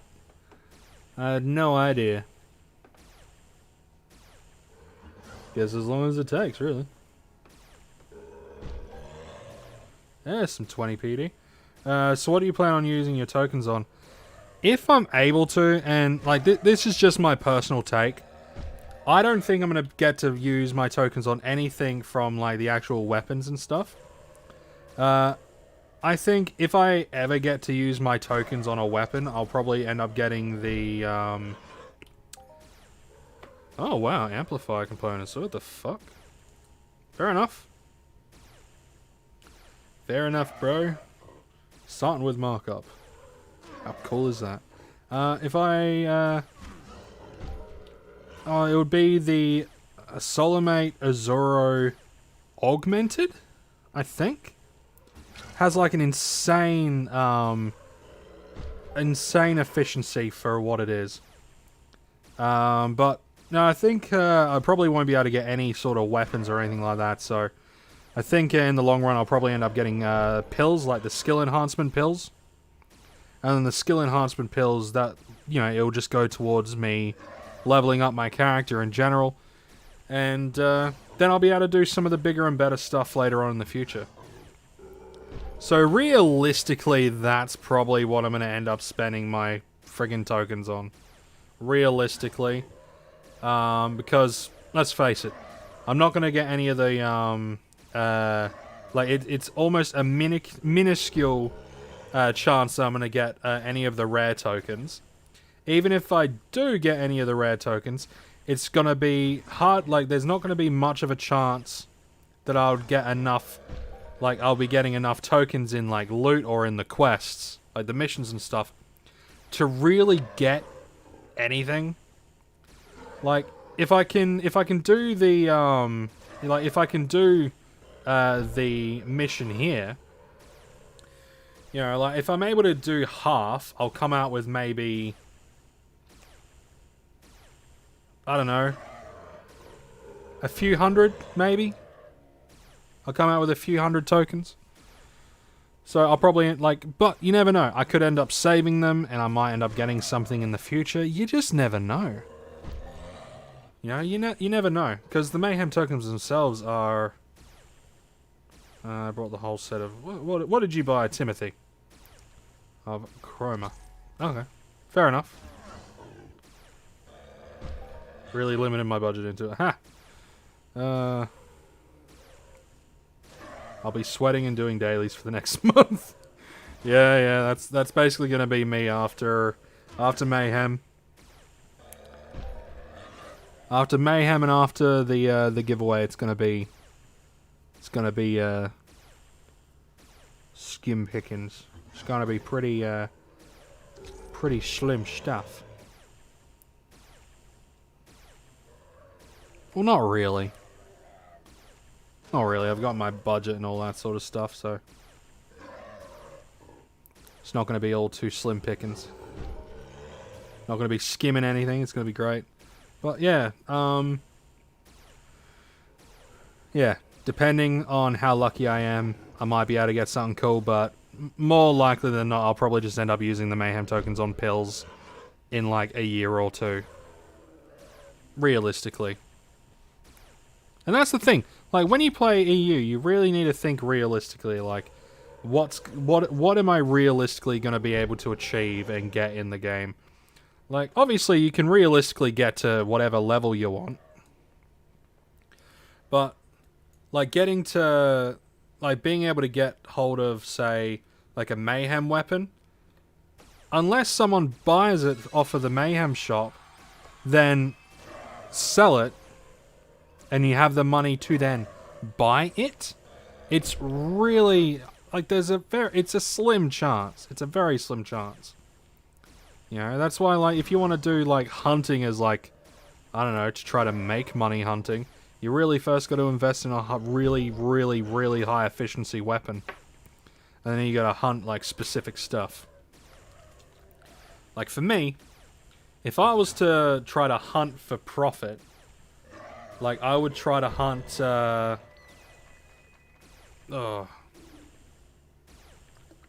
who would it be? What would it be? I would probably try to hunt the, maybe the Exos. Oh, we might have to move up to category 2. The points just aren't flowing. Points aren't doing too good in this category.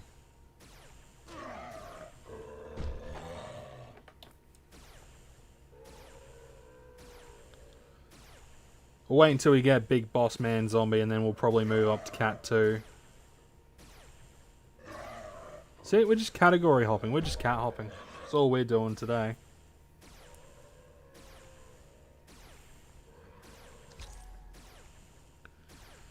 But then again, the points are completely random, so, like, even if I move up, you know, it's not like I'm able to cycle through, like, a shitload of mobs. Even at this sort of, like, you know, even in category 1, it's not like I'm able to cycle through, like, hundreds of mobs in an hour. I may be able to cycle through 100, maybe, in an hour. But, yeah. Hopefully by the end of this Mayhem, I'll have 450 tokens just from Cat 1. That'd be nice. That'll be good. Like, if I can get a couple of hundred tokens out of this, I'll be a happy man. I don't think I'm going to be getting... I don't think I'll get lucky enough to get any of the big items. Like, the big items will be reserved for people who have already saved up a shitload of Mayhem tokens and get lucky enough to get the rare Mayhem tokens. That's what it's for. That's what those rewards will be for. 387, so that was like a 5-point drop. That's, if I can get more of those, if I can get a decent flow of points, even if it's like low points, As long as it's a decent flow of points, I'll be a happy guy. I'll be a happy fucking chappy.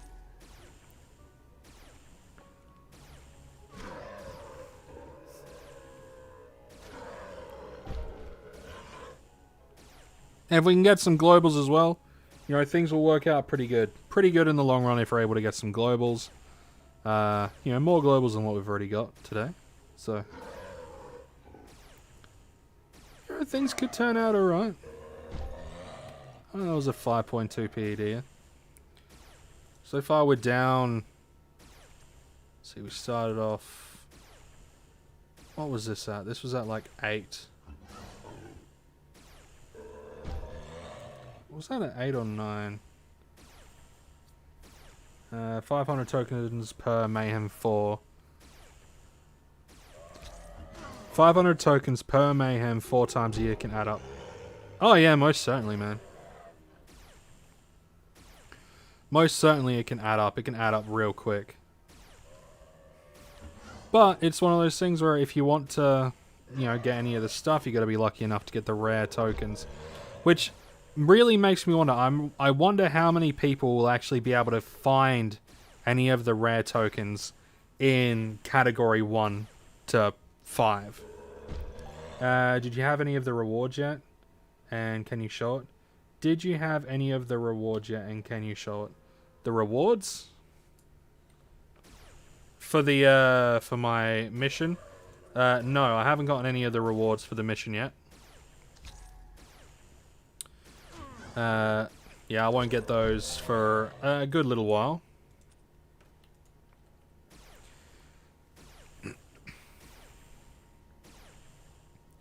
But, you know, it's one of those things where the rewards will take a while. I reckon if you're playing, you know, all day across like the entire Mayhem, you'll be sitting pretty. Masks, capes. Oh yeah, no. I won't get any. Let's see, masks, capes. When you have them, can you make a video and show them off? If I get them, yeah. Like, if I get them, I could definitely do that. If I'm able to get them. But, who knows? Monarch said odds of getting tokens rare scales based on how much you spend. And that's the thing. That's the thing, right? It scales on how much you spend. But obviously people in the higher categories are going to be spending way more. So the people in, say, the lower categories that are doing like bronze, silver, that are maybe between category 1 to 6, you know, most players, they're not going to see any of those fucking tokens. Unless they, you know, they spend a lot, you know, killing the mobs, maybe. But, you know, the people that are going to get the tokens are going to be the people doing category 9 and 10. They're going to get the rare tokens. You know, which is why I'm not all too worried about getting anything from the shop. Apart from pills and stuff in the long run.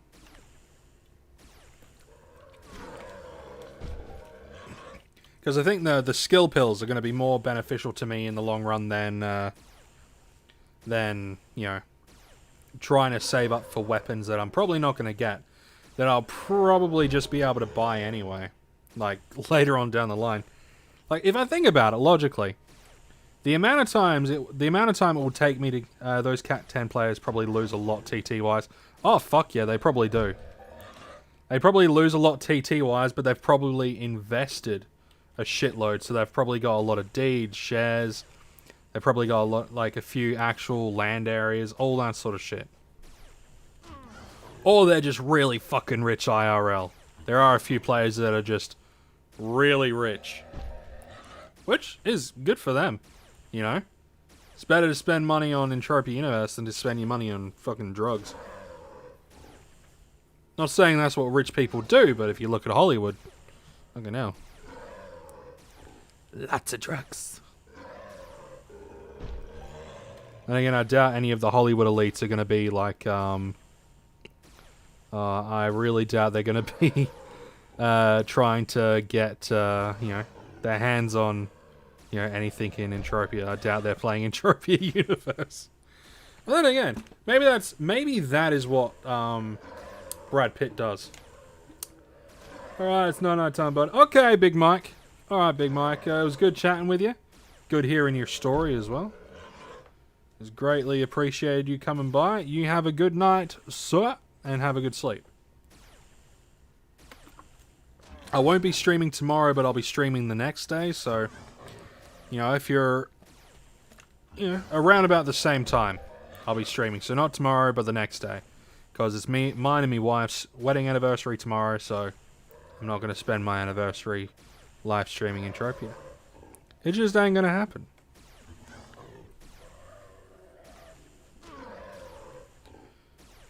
Let's see, are we going to get...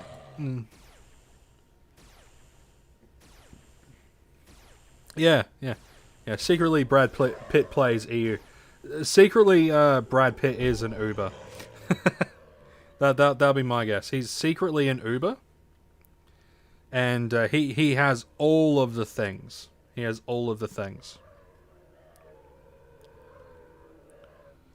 Nope. Consume.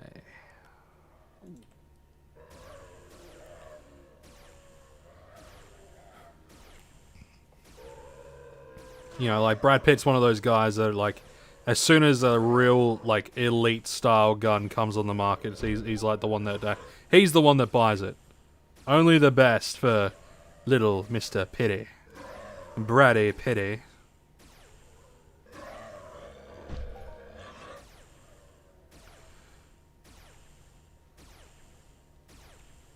What do you think his username would be? Or is... I reckon Brad Pitt's username... would be... It'll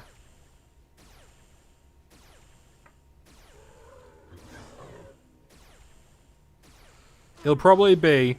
Brad... Don't fuck with Scientology... Pitt.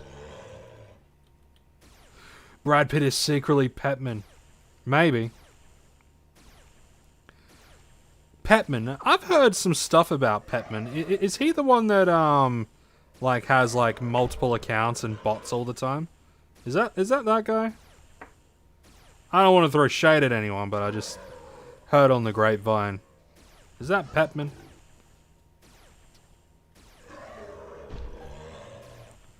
Like I said, I'm not going to throw shade on anyone.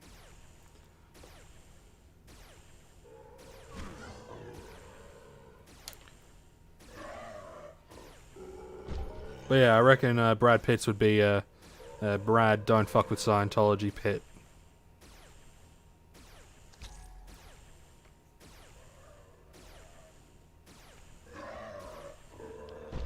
No comment. That's fair enough. Yeah, I shouldn't have even mentioned it, but I think he's a Twitch streamer. Oh, I know he's a Twitch streamer. I know he's a Twitch streamer. I think he buys, like, sweat at, like, 2 PED or something like that. So, I mean, I don't give a shit. What he does is up to him. What he does is his own thing. Yeah.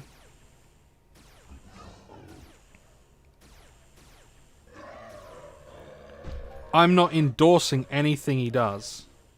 Like, if he is the guy that bots and has, like, 2 accounts or 3 accounts... I'm not endorsing anything that he does, in case Mindark is watching anything that I say. I do not endorse. I'm very much against. But he does him. Well, I didn't know Brad Pitt was into Scientology too. Yeah, I'm fairly certain Brad Pitt is like, yeah, I think Brad Pitt is like well into Scientology. Like, to the point of, like, potentially threatening to kill people because they found a whole load of hogwash. I mean, that's what happens when you base a religion off of a sci-fi novel. You're gonna have people that are like, That's a load of wank. But me, I think each to their own. I think people should be allowed to believe whatever they want to believe.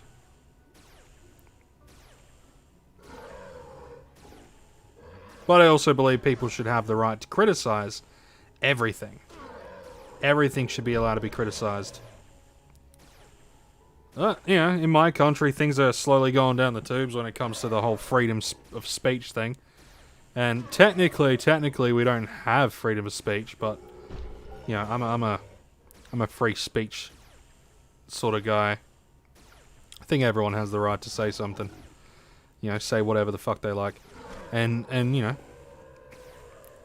of course there's like things you can't say. You can't yell fire in a crowded theatre sort of thing, but you know, calling the Prime Minister a dickhead I think is 10 out of 10 on the tables.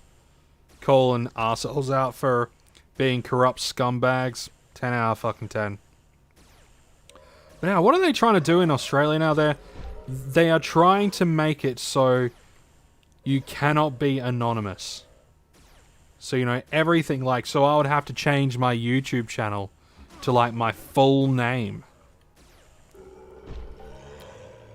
And then if I say anything bad about daddy government, they'll just fucking throw me in the gulag. Well, that was some points. It's like 20, 25 points. Q. No, daddy government, don't whip me. I don't want to be whipped by daddy government. No, Gladys, not the hose. Bunch of twats, a lot of them. I mean, I'm not... Actually, no, I'm fully against everything that my government's been doing recently. Load of wank. Absolute load of coswallop. Load of shite. Fucking force mandating shit. Hey, Scotty, what damage do the mobs do? There was actually... Someone did actually mention it was either in this one or... another one. They do... cut, impact, penetration, and electricity. What's up, Patrick? How you doing, my dude? Welcome to the stream. Oh, yeah. Yeah, Mama Gladys. Fucking bitch.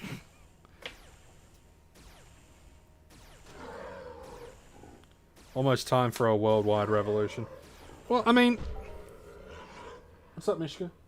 You okay? Oh, you just want pats. There you go, Mishka. Mishka gets pats. Mishka gets pats. But yeah, like, worldwide revolution, fucking probably. You think of like... Okay, so...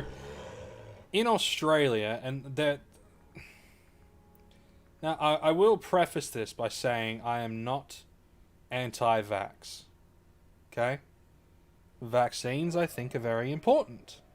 You know, they're the reason why we don't have polio anymore.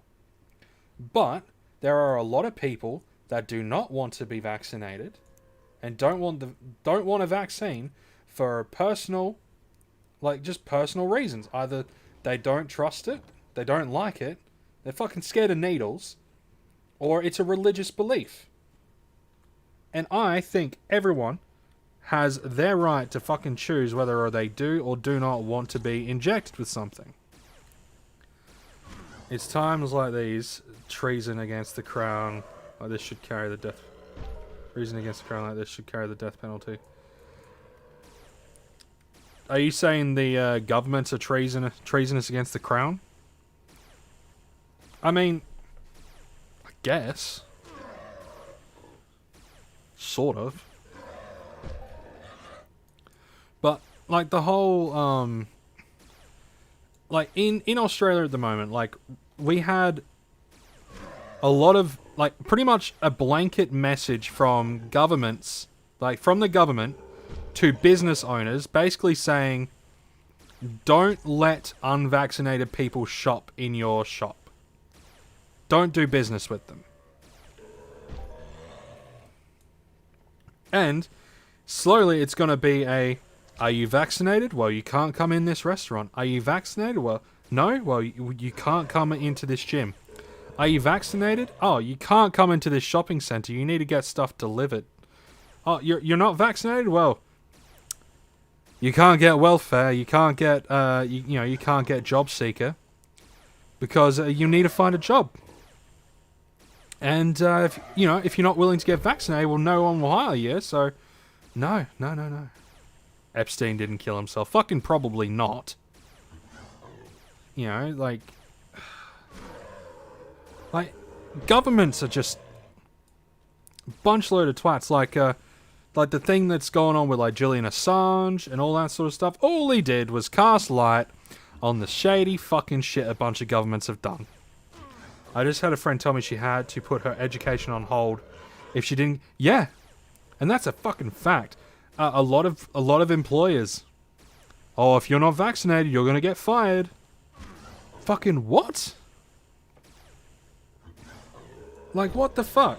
It is no longer a choice. It is coercion. It is coercion at its fucking worst. Dangling people's livelihoods, their education, just their lives in general. It's like, oh, do you want a normal life? Do what I say. Fucking what? And where do you think it's gonna stop?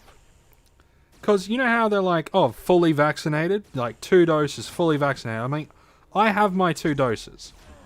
And I only got my vaccinations because I'm already slightly immunocompromised and I've already had a fucking shit lungs.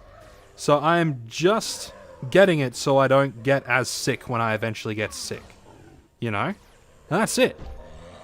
I think anyone that is a strong, healthy person, right? A strong, healthy person, I don't think they need, like, they shouldn't need to be fucking vaccinated. And have you guys noticed, right? For a while, when the vaccination stuff was at like 40%, like the first or second dose, 30-40%, whenever they would talk about the deaths from COVID, right? And this is something that I've noticed. Tell me if you've noticed the same thing. Whenever they talk about the deaths from COVID, they were always really sure to make sure to tell you that all these people were unvaccinated. Then slowly more and more people started getting vaccinated. And what happened? The percentage of deaths of unvaccinated people started to shift. We did, like, first it was the whole, 4 of these people were vaccinated. Oh, and big condolences for the family. But now, when they talk about the deaths, they're not saying whether or not they're vaccinated. They're not saying if they're vaccinated because, sadly, a lot of the people that die are already immunocompromised. They're either old or already really fucking sick. They catch it, and it doesn't fucking matter if you're vaccinated. If this has the chance to kill you, it will fucking kill you. If you're old and you get it, it's like a 50-50 shot. The people that end up in the ICU, in intensive care and all that sort of stuff, a lot of them are people that are already immunocompromised and have previous underlying issues. Healthy people get it? Oh man, I feel like shit and I can't taste anything. A little bit of trouble breathing, but I'm alright.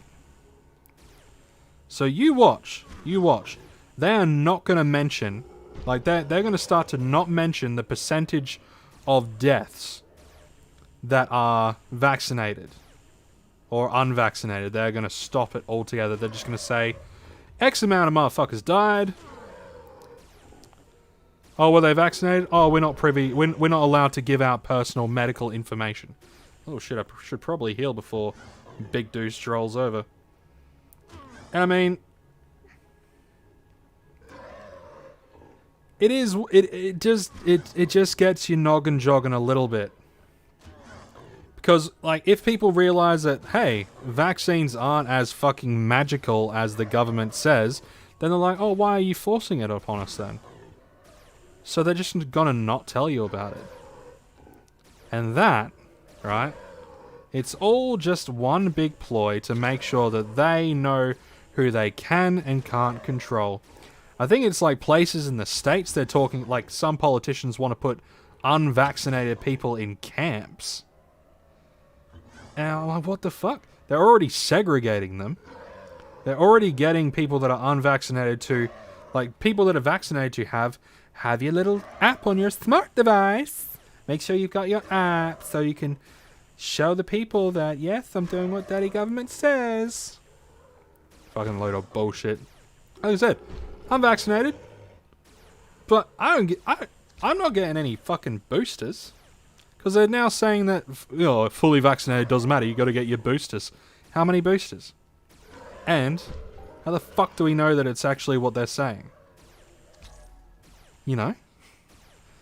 I am not. I'll reiterate, I am not anti-vax. I am anti-totalitarian. And right now, Australia is slowly becoming a totalitarian shithole.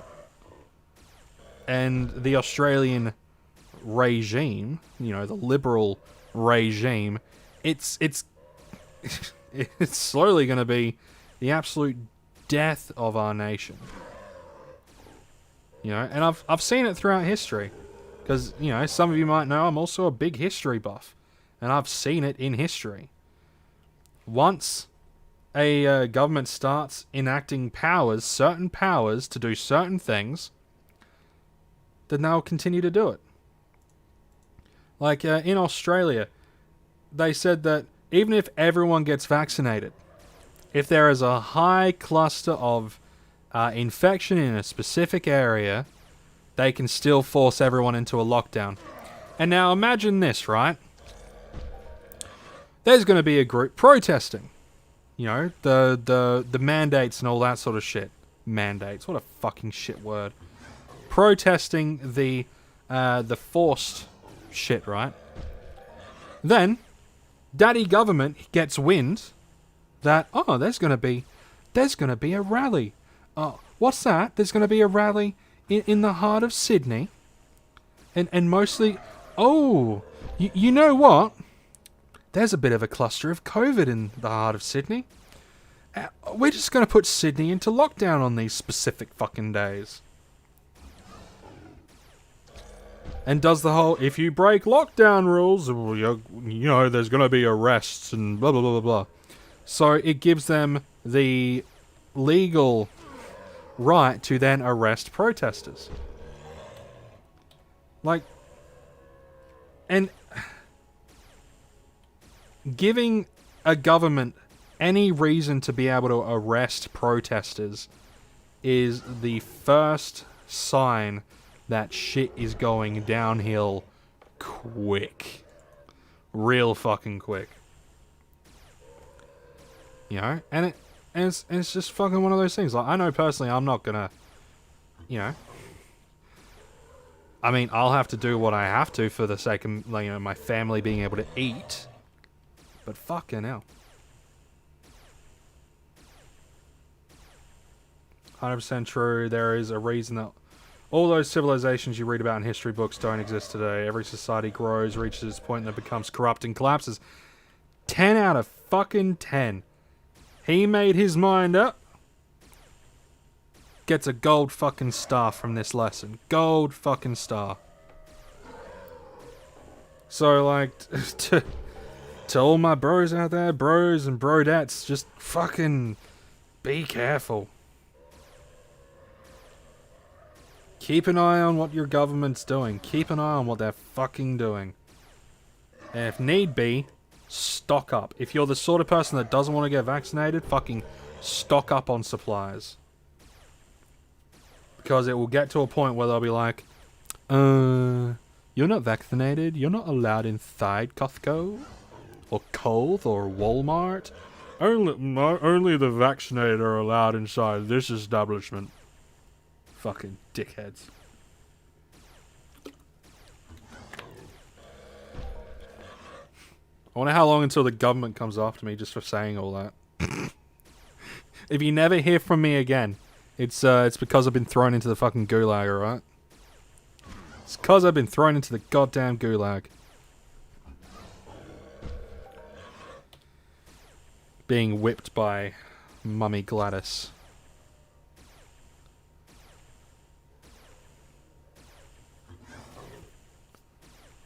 While fucking Bruz is just off in a corner going, "Why do you do this to the Scot?" Oh, what's the voice that Friendly Geordies puts on? "Oh, Bruz, what are you talking about? You look so pretty today." No, I can't do it. Fucking Friendly Geordies is funny. But, you know, first they came after comedy. Then they're gonna come after journalism. Well, then they came after journalism. Fucking hell. And now they're coming after just your ability to call the president or the prime minister a cunt. Oh well. Well, it's the world we live in, sadly. It's the world we live in. We're so connected that we're so disconnected, you know? So connected that we're disconnected. It's just the way that it happens, sadly. It's just the way the world fucking works. Which is an absolutely fucking terrible thing. But yeah, like, you know. Like I said, I've already seen it happen to fucking so many different civilizations. It was coming up to our turn eventually. But then it's like a question of like what happens after that, because most of the time infrastructure tends to stay the same. Well, except for Britannia after the Roman Empire, or the Western Roman Empire fell. You know, they tried to live the same, but obviously they couldn't because they couldn't get the same sort of wine and expensive shit that they were used to getting from like Italy and things like that. But it does make you wonder, like, if shit does go south, one, who will the victors be? And two, what will everything look like afterwards? I think America is in the final chapter. Maybe. Like, I know there's a lot of talk in America about, like, the removal of firearms, like, getting rid of your, like, the amendment. Was it the Second Amendment? Because I think the First Amendment is, like, freedom of speech. Second Amendment is your right to bear arms in the United States. Brilliant amendment. I mean, I don't think the forefathers really understood the advancement of firearm technology. They probably weren't expecting everyone to have fucking, you know, like semi-automatic rifles and things like that. But, hey, I you know, I agree. Second Amendment sort of thing. And what is it they say? What is it that Count Dankula said? He was in America and he got to partake in the Second Amendment, right? And he was in Texas. And of course, he was in Texas and he was in, like, he either went to a Denny's or he went fucking somewhere. Or he went into a shop in Texas. Like a little shop, small shop. And every single person there was packing. Every single person from the you know, the people ordering to the servers, fucking everyone was packing some kind of firearm. And then, you know, he got asked when he got back to Britain, he's like, wasn't it scary? He's like, no. He was like, I have never felt safer in my entire life.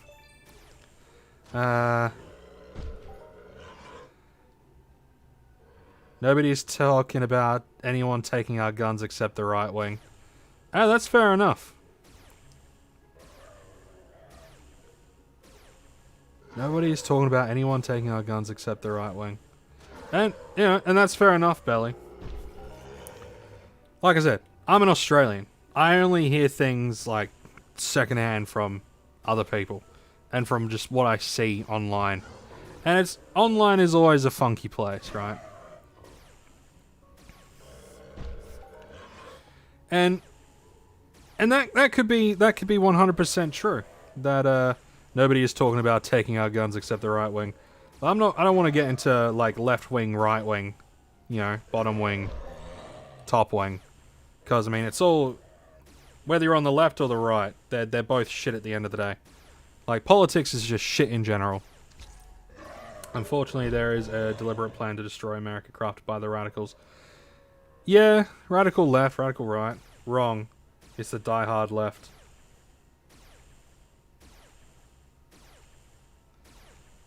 Wrong, it's the die-hard left. The die-hard left that wants to get rid of the guns, or the die-hard left that wants to destroy America? Because, like, I personally think, like, that no one wants their country to die except for the people that would profit from a country, kicking the bucket. I think people get razzled up a lot. And we live in a time where it's a lot easier to, like, rile people up. Just because so much can be faked. There's so much bullshit. So much bullshit that's, like, online, in the media. All over the both. Both? You think it's the left? So yeah, it's like, people on the left think it's the people on the right blowing things out of proportion. People on the right think it's the people on the left being totalitarian. Like, I think it's neither, personally. I think it is just the ones just pulling the strings. Just the ones that are in charge. Like, the radicals are on both sides. They want destruction, period. I can agree with that. Like, the radicals, so the more left or the more right you go, you're going to find these fucking nutcases, right? Like, you have the left, like the far, far, far left that want, they want, just a whole bunch of shit. They want people to, like, this is far left, not like standard left-leaning or whatever. Like, far radical sort of stuff, right? We're gonna get rid of their guns. If they don't want their guns, like, if they don't give up the guns, we gotta take the guns. You can't say this, you can't say that. We gotta get rid of freedom of speech, because, freedom of speech isn't like freedom of speech. There should be legal consequences. I believe there should be social consequences, not legal consequences. Oh, this person don't believe this, so we should kill them. All that sort of stuff. And then you have, like, the radicals on the far right that believe much of the same, but just the fucking opposite end. Oh, don't take our guns, and, you can't take our guns, we'll never let you take our guns. If you come and take my gun, I'll shoot you and kill you and all this sort of stuff. We need a civil war and all this sort of stuff to protect our rights. And, both sides do the whole, how dare you speak your opinion on something specific. But then, you have the people that are either a little bit left-leaning, or a little bit right-leaning, and they tend to sit down and go, alright, so, what is it with your things with guns?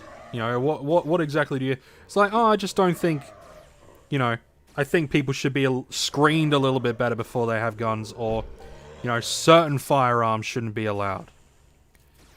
And then, the person on the left will then ask the person a little bit into the right, be like, why do you think someone would need, let's say an AR-15 or whatever? I don't know. I'm an Australian. I don't know guns. I just know the ones that go pew pew. They'll ask you, oh, why do you think people need an AR-15? And 9 times out of 10, they'll probably turn around and say, well, in the city, no, but, like, if you're out, it's a good hunting rifle. And if you're out and you do need to protect yourself, then you've got something that has a little bit higher of a better stuff. Higher accuracy. You can be a little bit more precise with your shots, all that sort of stuff. So and then you have the middle ground, which just don't give a shit. I kind of fall in that middle ground where I just couldn't give a shit, right?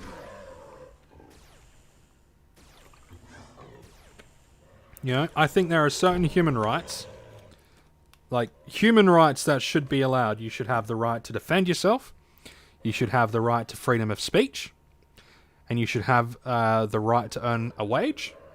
And you should have the right to education and health and all that sort of shit. I like that the government change its number one priority to restoring the Earth back to its full HP. I elect that the government changes its number one priority to restoring the Earth back to its full HP. Well, you think that the government should just focus on restoring the Earth? Getting it better? I can agree with. Let's stop fucking focusing on what, one person says to another. Let's stop focusing on, all the negative shit that just people do. Let's start looking at different things. How about instead of arguing about whether you should or shouldn't be allowed to have a firearm or a certain type of firearm, how about we start sitting down and talking about how we can clean up our waterways, how we can start using regenerative agriculture. Maybe we could sit down and talk about how, we could start, maybe switching over to a cleaner, more renewable energy source like, I don't know, nuclear.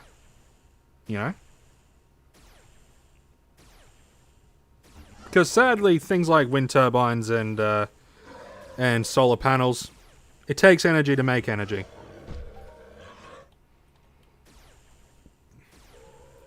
If there is such a thing as polluting the Earth, then what would be the opposite? And feeding hungry and disabled. Yeah. If the Earth is... If we have all these nations coming together, talking about polluting and shit like that, right? Pollutants, things like that. Then just stop. Fix it. Find cleaner ways of doing things. And yeah, in order to make things, you require energy. That's a fundamental thing. In order to say, melt down, cut up,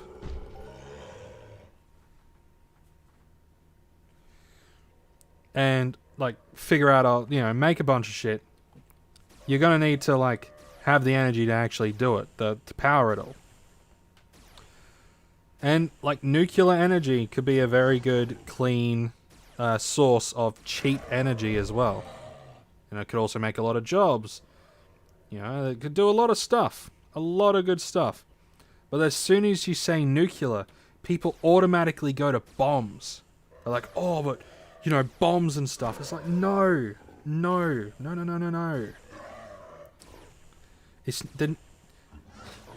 There's not just nuclear bombs. But sadly, I don't think the world wants to fix itself. I see a lot of hypocritical stuff. My favorite one is whenever I see vegans driving. Oh, reduce my carbon footprint, it's better for the environment, blah, blah, blah. But I'm going to get into my car. Okay. Or I'm going to buy this new really expensive car, or an electric car that took a lot of whatever to build. And you kind of just look at it and go, well, you didn't really solve anything. You really didn't.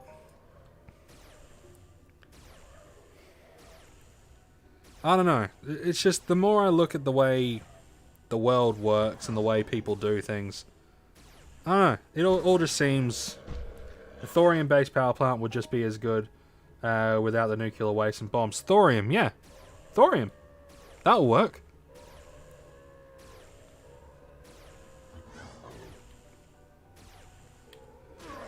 Because a lot of people then ask, oh, how do you do it? It's like, okay, so like in a power, in order to create electricity, you need a way to spin a turbine, because it's something to do with magnets and copper and a whole bunch of other stuff, right? Magnets, copper, spinning. I don't know it off the top of my head. I know enough. But in order to actually do it, you need to be able to spin the turbine. And you could spin it by hand. There's a lot of like hand cranks that you can get that creates electricity. You know? Or you can use the flow of a river, you know? Use a water wheel. You can use geothermal. The heat comes up, spins the turbine. There you go. You can use standard water stuff in, say, a dam. You know, an electric dam. That the water goes through, spins the turbines, goes out.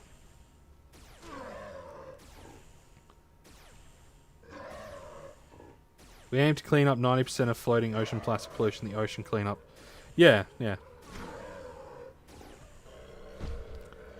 love projects like these. See, I don't know why they say aim to clean up 90%. Aim to clean up 100%. Why stop at 90? And they might turn around and say, oh, but we'll never get to 100%. Well, yeah, sure. But if your aim is to get to 100%, then you're at least going to get to 90. You're going to at least get to 91, 92, 95%. You know, aim for 100 and you're going to shoot for the fucking stars. But, you know, so you would use, you just need heat in a closed water system to create steam to turn the turbines really fucking quickly. You can use coal, you can use gas, you can use a whole bunch of different shit.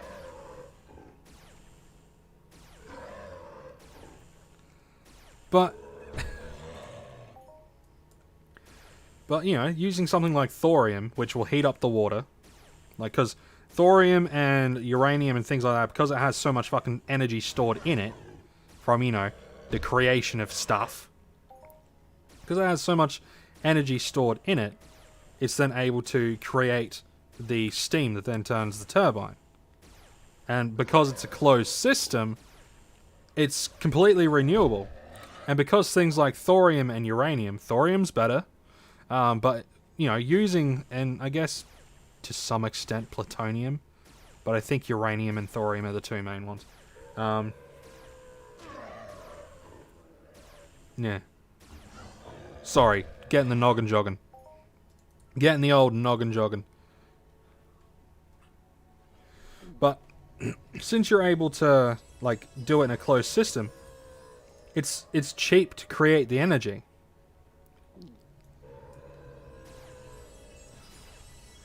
No Limon, welcome to the stream, my dude. How are we all doing?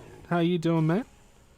Or man or ma'am? I don't know. You could be a guy or a girl. You could be an attack helicopter. I have no idea. You could be a wolf in disguise. You could be a werewolf sitting there. It is spooky season after all.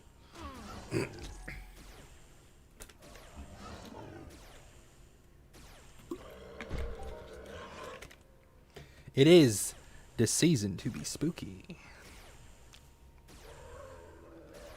What's the time? I do want to keep an eye on the time. Oh yeah, I'll probably go for like another hour. Guys, and hour or so. We'll enjoy ourselves. We'll have a fucking grand old fun time. Maybe we'll get a Hoff. Maybe. Doubtful. Oh, I fucking doubt it.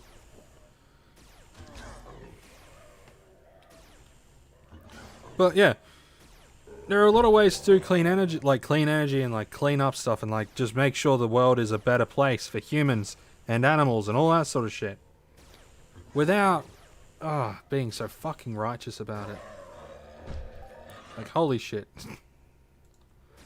I mean, don't get me wrong. I have absolutely no faith in humanity when it comes to making sure that, you know, we don't either A, kill ourselves, or B, kill everything else, or C, both. I do not have any faith in humanity. I just straight up don't. They've tried time and time again. They always fuck up. They do something and fucks it up. You know, they fuck with things they shouldn't. New to Entropia, been looking at your vids for a bit now. Oh, thank you. Thank you very much. I appreciate the support. This stream's turned into a bit of a wild one. A little bit political at times. It's funny. It went from spooky stuff to political stuff, which I think we can all agree is the scariest thing ever. Political shit. Politics. Fucking terrifying stuff. Spoopy. So you're new to Entropia. Awesome. How long? Like, when did you start? How long have you been playing? Have you been enjoying it so far? And remember, don't try to make money. Just enjoy the game. Best advice you'll ever get. Don't try to make money. Just have fun.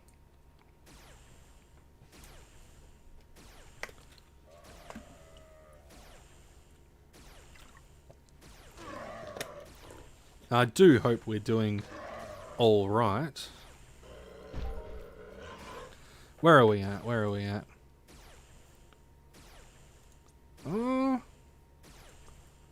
We haven't really lost much since cycling, which is good.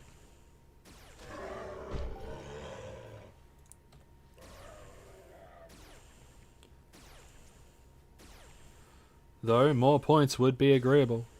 I mean, we have been doing relatively okay. We're not doing overly shit. Come on.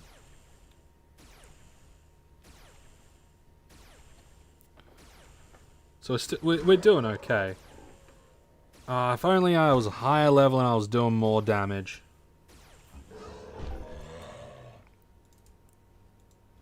Higher level, more damage. Being able to, you know. If you say so yourself, mate, but fucking hell. Hey, I was only stating my opinion, no need to get handsy. No need to get handsy. Hey, you know, it's actually been a really good stream tonight. It's been really good streaming and hanging out. It's been very nice. Very nice indeed. People have been popping in and out, hanging out, chilling. Some of you guys are doing Mayhem. Some of you guys are just chilling. Some of you are just chilling. Hey, there's a Mayhem token. Fantastic. We should be expecting Big Boss Man soon as well, which is nice.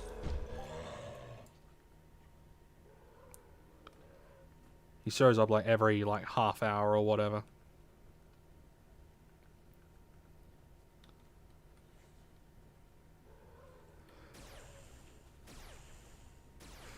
Your day's been filled with sweating. Hey, the sweating's alright. Hey, Mishka. How you doing, Gil? Here's my good girl. Nothing wrong with sweating. Nothing wrong with sweating. Isn't that right, Mishka?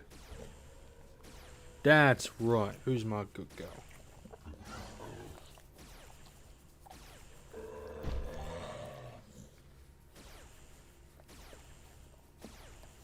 Hey, there, good girl. Huh? Who's the best pupper? That girl. Who's the best? You're the best.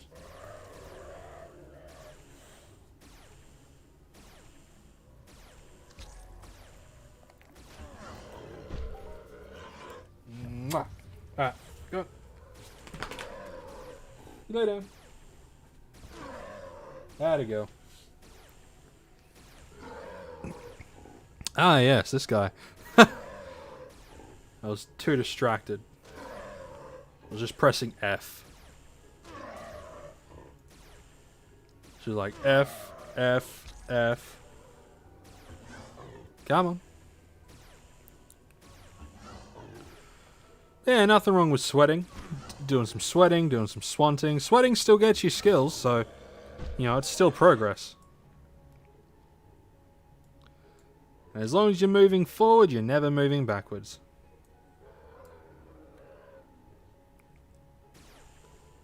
Which is always a good thing.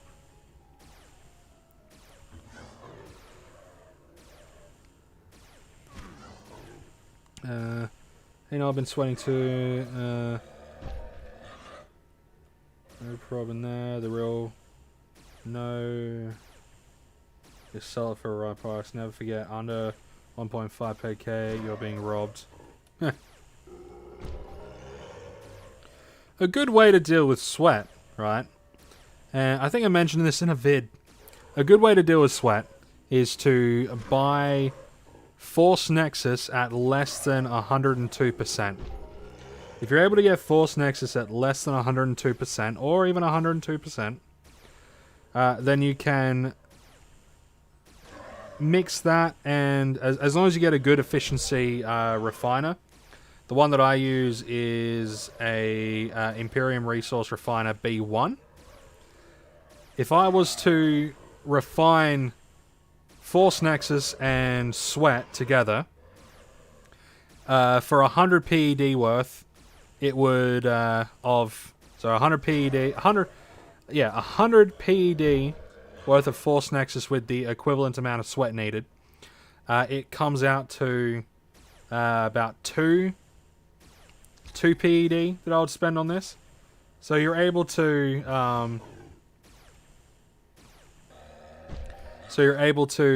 convert it all into Mind Essence, and then at the moment I think you're able to sell it for like 121, 122%, somewhere around there. So you're able to essentially sell it without needing to find a fucking seller. That's how I deal with sweat. Pro tip: beginning sweat collector maxes at level 100. Yep, pretty much. If you want to max out sweat, you're going to be sweating forever. And you can't get a stronger sweating device. So you're going to be like making a pittance.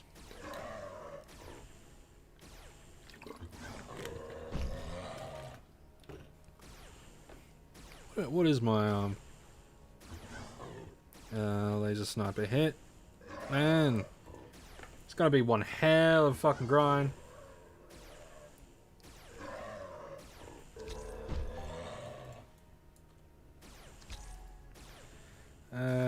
You got to get to both of the SSIs if you're on Kali 2.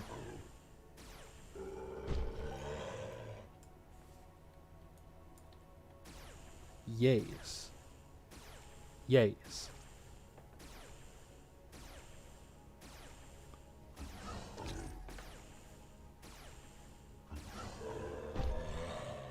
Oh, that's right, I was looking at the damage as well. Angel laser damage. 40? Okay, so it's finally up to 40. So I'll be able to fucking start using the 40s as well. Don't mind me, guys. I'm just talking to myself. Pro tip: mine where sweet stuff and Force Nexus claims have higher odds of hitting Make Mind Essence and Nutria bars. Yeah.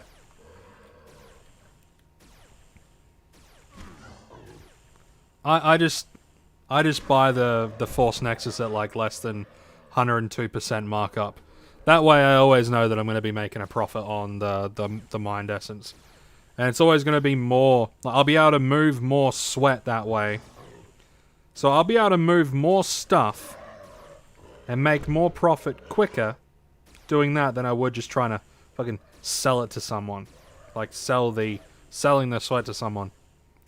So it's always a good thing to keep in mind. Like the Nutrio bars, I mean, you can get sweet stuff for like... if you can get it for like 110 and then you can sell it at like 130%. So you can essentially do the exact same thing. Pretty much.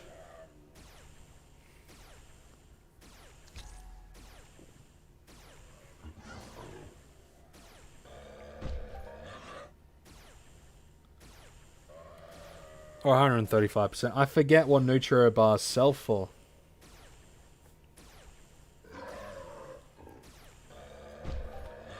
I forget.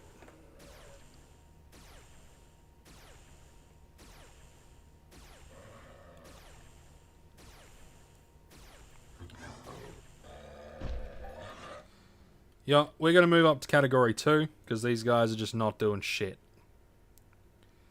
We're going to move up to cat 2. Cat 1 was working alright, but we're going to move up to cat 2, and hopefully everything turns out the way that I fucking want it to turn out.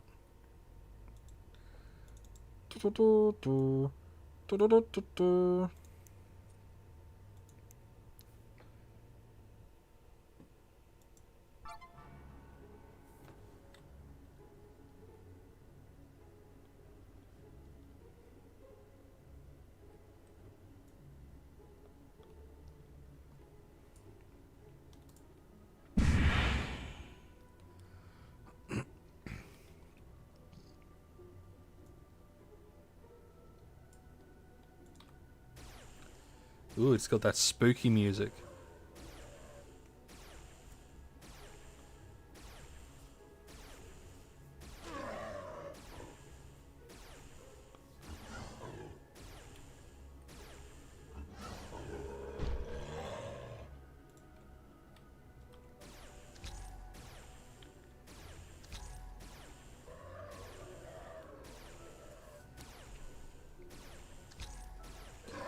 Yeah, they're a good one for sweaters.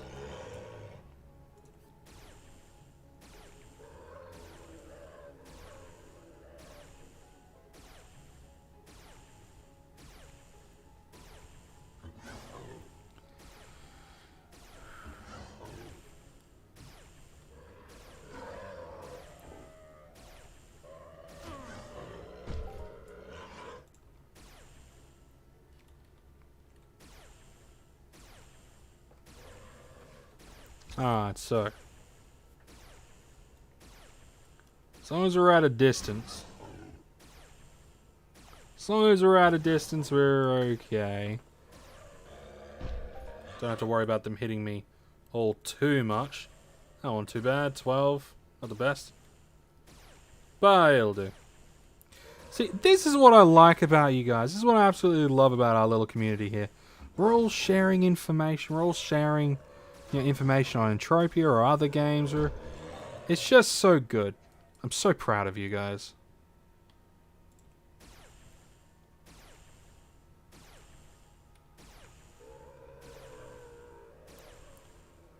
I'm so proud.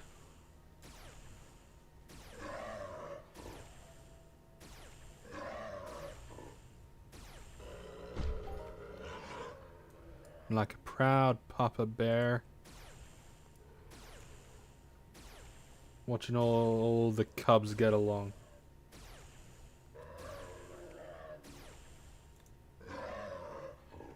Warms my Australian heart.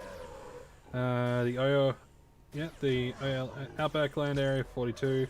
One requires you have 40 agility or below. The Royal one doesn't have any reps requirements.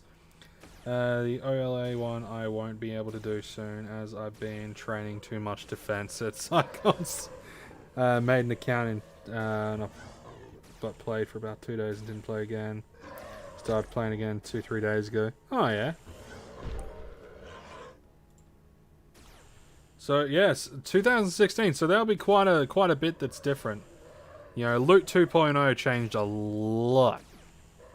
Changed a lot.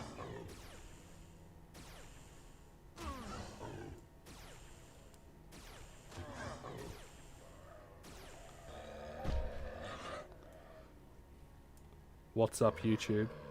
What? What? What's up, YouTube? YouTube saying shit.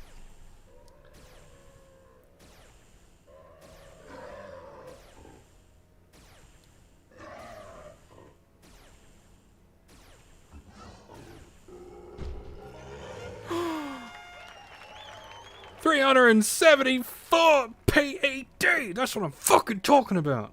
That's what I'm fucking talking about! Fuck yeah! Fucking suck my nuts! That's what I'm talking about!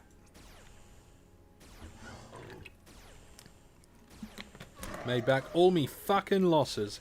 Hell fucking yeah.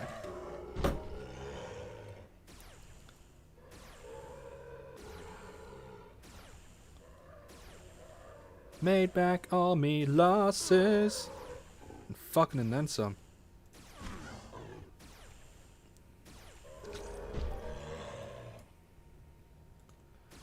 Oh, that was nice. That was good. Easy game. Hell yeah. Easy game. Simple.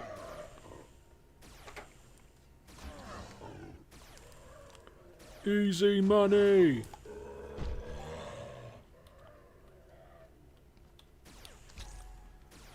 So that's basically rendered today. Just skills and all that good shit. Hell fucking yeah. There's Cat 1's. I'm in Cat 2 now. I moved up to Category 2. Yeah, if you're just really getting into it, no.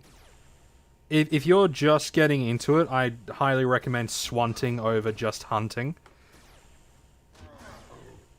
Highly recommend it.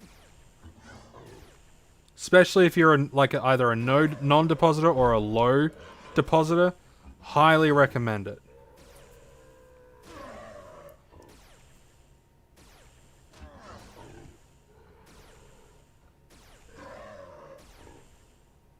Wonder if we'll get another global before streams end. Taking bets, taking bets. But these guys are dropping a lot of stuff, which makes me feel... Oh, it's like, It's like when I'm hunting the robots. When I'm hunting the brobots, it's the same thing. Like, if they're dropping weapons and stuff, I can just smell the global in them. You know?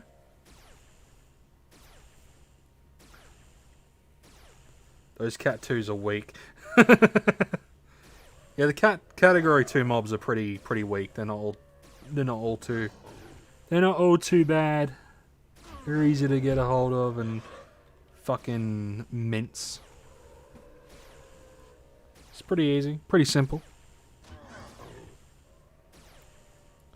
Pretty self-explanatory.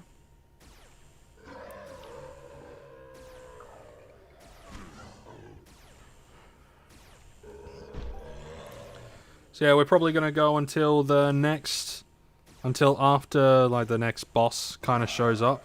So we'll probably go for another like 20-25 minutes. If you're looking into something, have a look at terps that only hit you so you don't have to worry about dying. Yeah, they rarely hit you, it's great. And they have like 60 plus HP, so you can sweat for ages, doesn't make it AFK. So you might want to hunt more than they allow.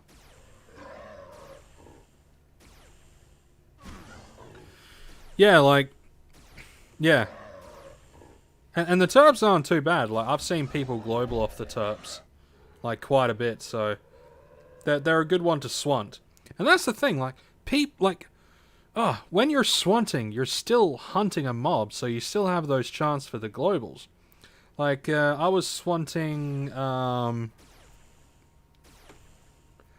like the video you did about armorless, like, armorless hunting or armored, like, just, or weaponless hunting.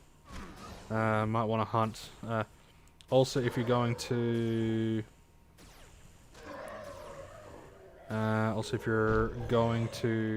do swanting training some evade at Zyke can really help, because you'll get interrupted less when solo swanting, as you'll evade a lot of attacks.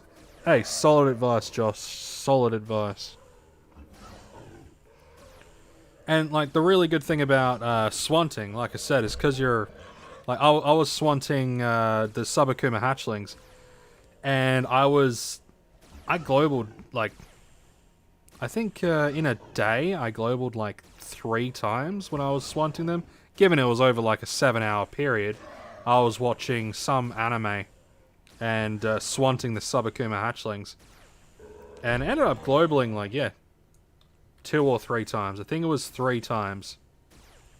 So I ended up making a profit on the globals, and the sweat was just a bonus. Weaponless. Yeah, the weaponless video was really interesting. And I've had mixed people have like mixed things. Like some of them say, oh, it caps out. Other people say it doesn't cap out. That it's like no matter how much it tends to return around about 75-80%. Which I find interesting. I find it really interesting.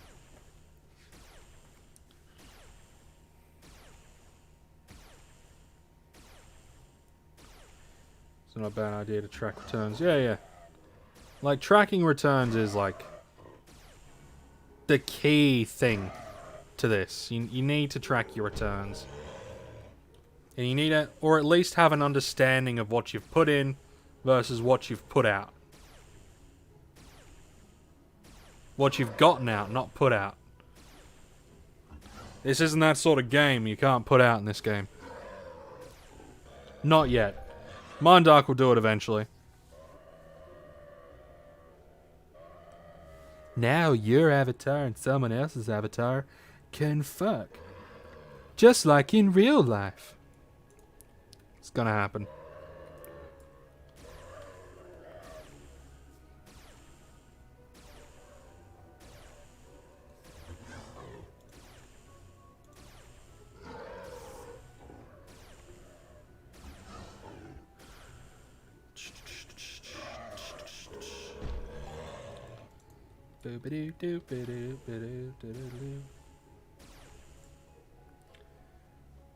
Oh, come on.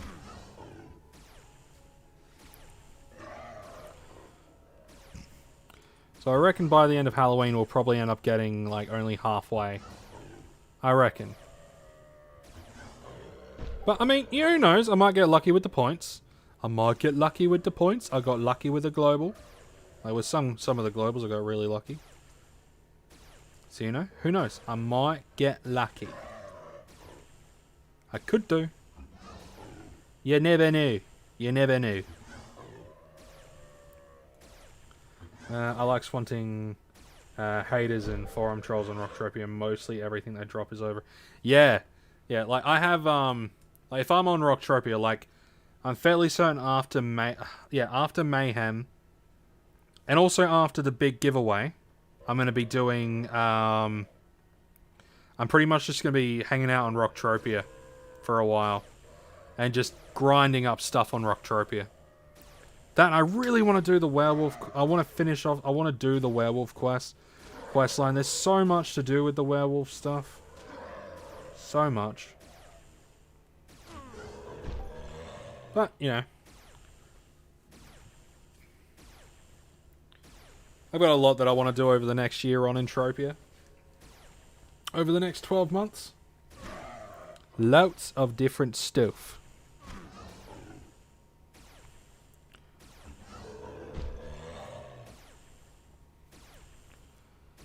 Do you think any of the start packs are worth it? Oh yeah, definitely. I think if you're gonna get any, like if you're gonna put money into it, I recommend getting the. You can get the diamond, like the or the platinum pack, whatever the fuck it's called. But get either the gold or the platinum, right? Because in it you get a couple of attachments. One, you get the Harrier armor that you get from it. It increases your run speed, so if you're doing things like fruit walking, or fruit running these days, if you're doing fruit running, it's a lot quicker. Or if you're going on Rocktropia to get like barrels of oil and stuff, you can run around a lot quicker. But you also get attachments for your Barbarella.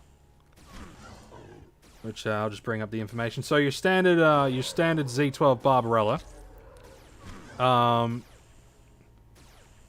57.2 efficiency. You get a ZX Zincadus and a Eagle Eye. And if you pop them on, your Barbarella goes up to a 61.8% efficiency. Someone got a 202 peg global on tops. Hell fucking yeah, man. He's rolling in the money today. Yeah, swanting terps is fucking great.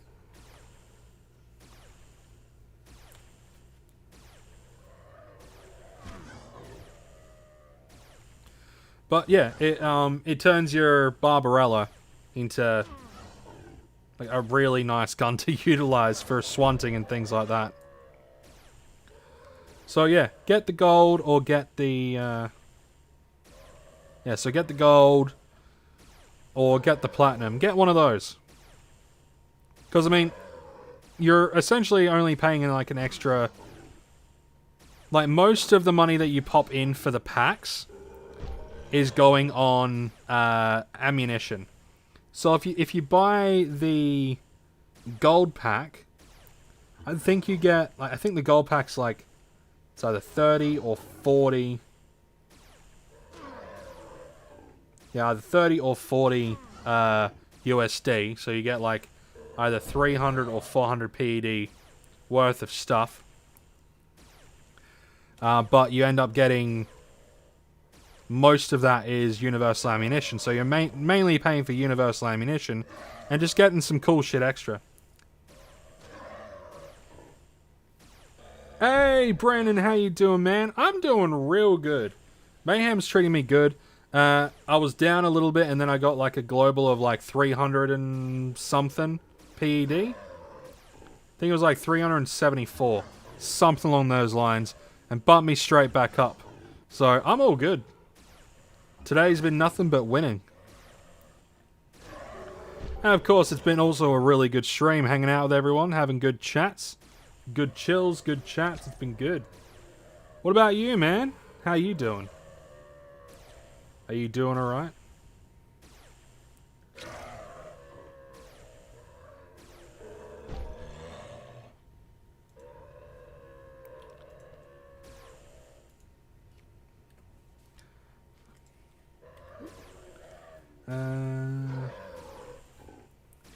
I got an injure.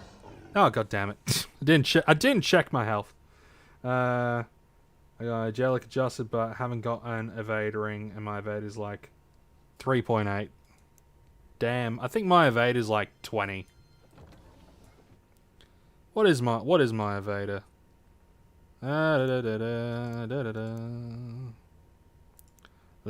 Yeah, my evader is 21. Things are slowly going up. Slowly but surely. Slowly but surely. So yeah, we're probably going to be on for like another 10-15 minutes, and then I'm going to be calling it a night. Because I got other stuff to do. One, I should probably eat something. Should probably eat some food. Yeah, might watch a couple of things. Unwind as well before bed. Nah, Mayhem is treating me horribly.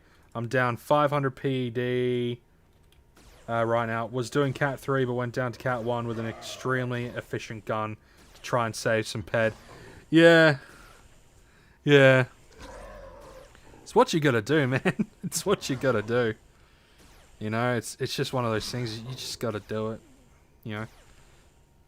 I mean, I've been category hopping as well. Trying to find the right one. So I've just been category hopping. And, you know, so far it's worked out alright. I can't complain. I've got, like, break even dash, or actually it's a little bit of profit with the TT loot return. 18 strong boxes, 47 mayhem tokens. You know, some output amplifier components. I can't complain too much. Haven't gotten a whole hell of a lot, but you know, that's just the way things go. It's just the way it goes.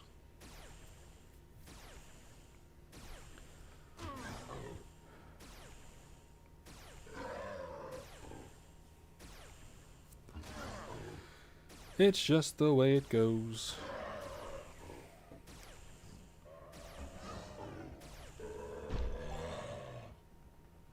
Yeah. Oh yeah, that's what I was going to look at. What is the, only 3 point... I mean, it's fine, but... It's also a bit dookie.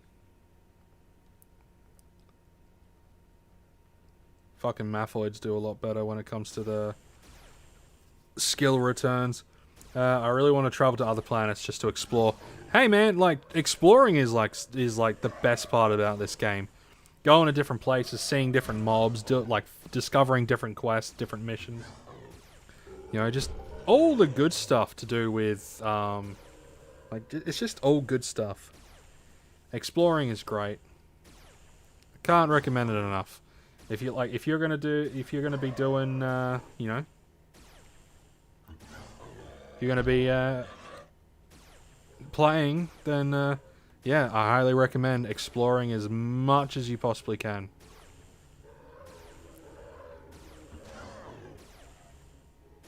And I'm sure a lot of other people will agree with me that exploring is probably like one of the best skills to have. If you know how to explore, you'll be fine. And while you're exploring, you're gonna find different stuff. Not just missions, but while you're running around looking at different things, exploring, you know, you're gonna be finding fruit and stone and dung, and you know, if you're on Cyrene, if you're exploring Cyrene, you're gonna find things like Mamnoon and the Nawa fragments. So you'll be straight up TT or straight up PED on the floor. You know, a whole bunch of good shit. Whole lot of good stuff. Lots and lots of good shit.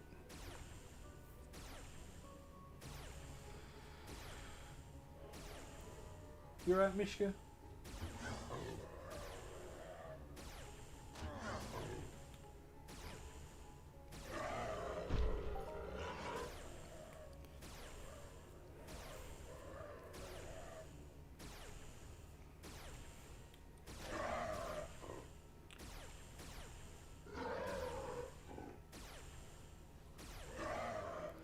Server hopping is something good to learn about when you're new. It'll help increase your odds of not getting shot down by pirates.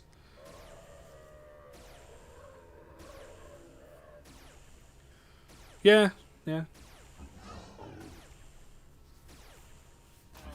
mean, I've never really had issues with pirates before.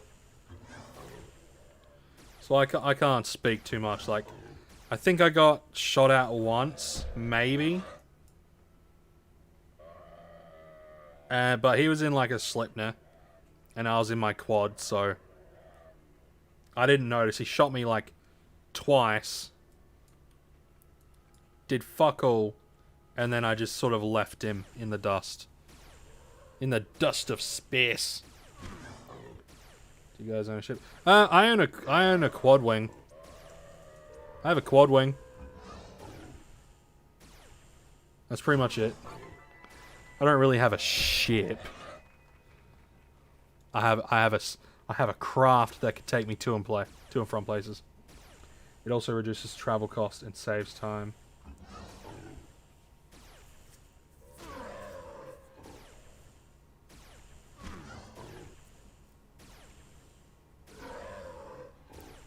What server hopping does.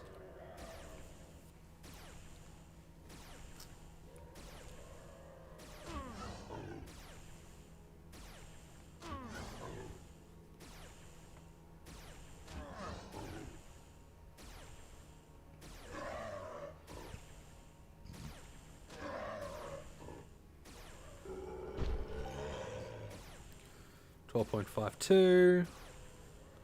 It's not bad. Could be better though.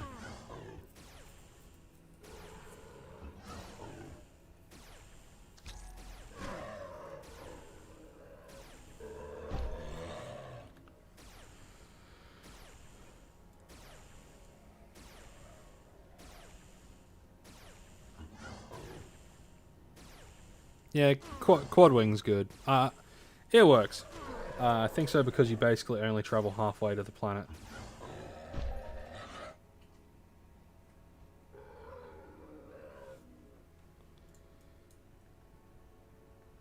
But what do you mean by server hopping? I'm confuzzled. I don't think I've heard this term used in space.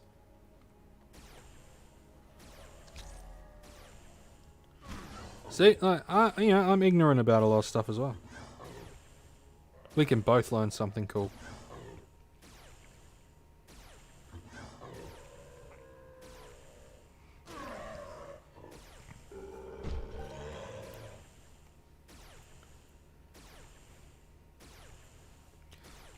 Oh, and I guess I should probably do the stupid obligatory.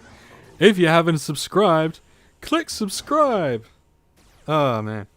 You know, it's actually really cool. I was looking at my analytics, and you know how it shows, like, oh, like, you know how at one point, like, different people were doing the whole, only X amount of you are subscribed to the channel. I am incredibly happy because most of the, you know, the bigger YouTubers are like, oh, only like 15% of you are subscribed. 42% of you fuckers are subscribed. Hell yeah. Best community. Best community, hands down. All those other communities, I got nothing on you guys.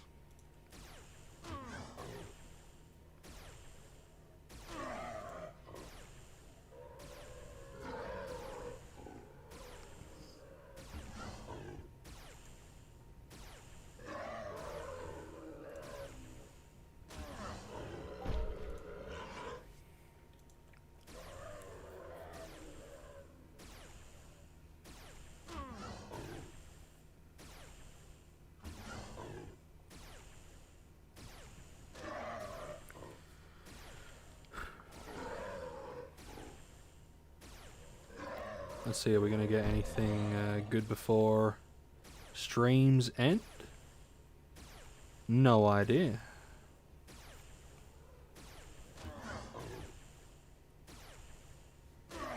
Could do. Should probably fucking heal, though. Should fucking heal up.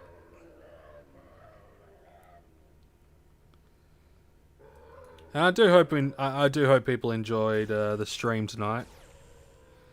I do hope people enjoy the stream. You know, it's one of those things where I do want to stream on YouTube a little bit more often.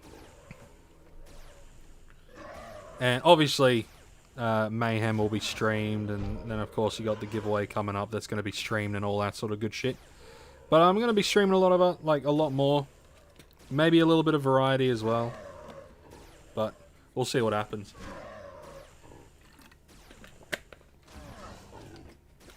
So the good thing about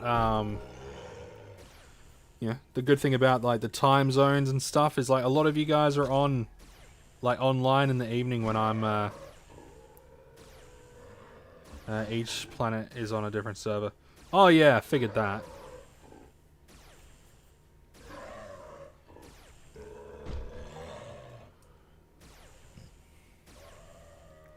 But yeah, you know, me being online, like you guys being online at this time, and this being when I stream, it's good. It's good to have you guys. Good to have you guys here. It's a good time to stream, so you know, could be a good thing in the future.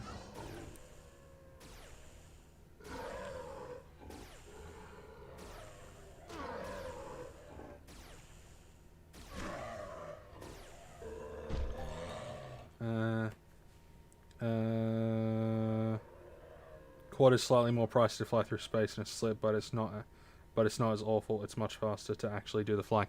Yeah, it is a lot easier to do the flying.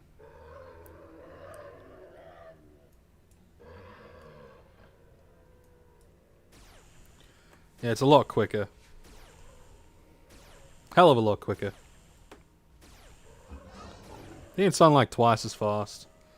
I don't know, I'll actually have a look. Let's see, so if we were to look at the details... active fuel consumption is... yeah, that per kilometer and that per minute.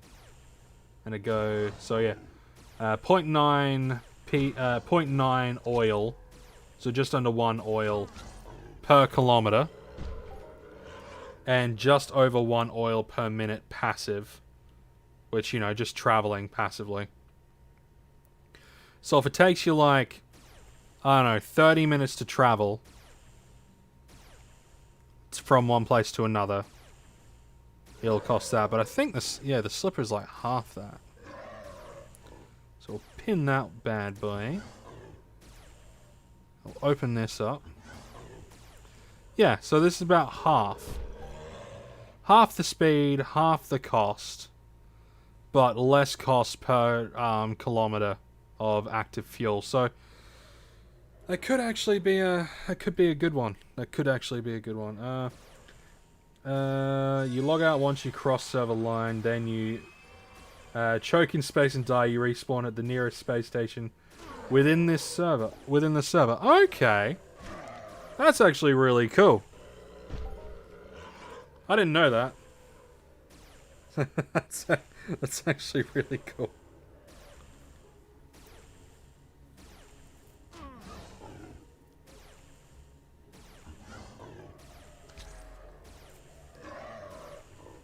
I had no idea that.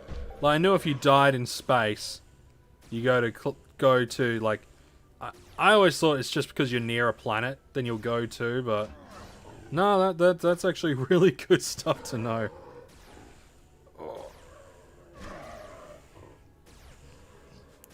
Like, solid shit to know.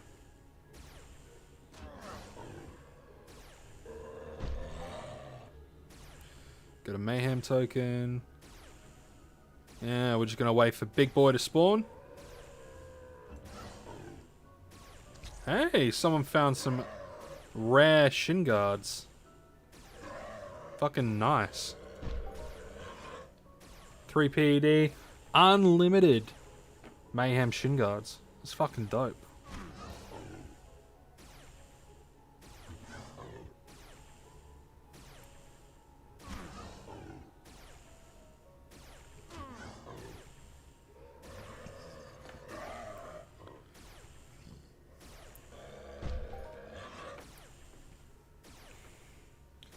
Yeah, that little exploit's gonna fucking cut down my travel by a good amount.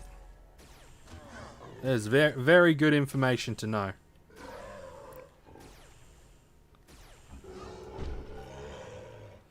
Some flights between planets, it's faster to just hit the border at the right spot rather than log out and fly from the station.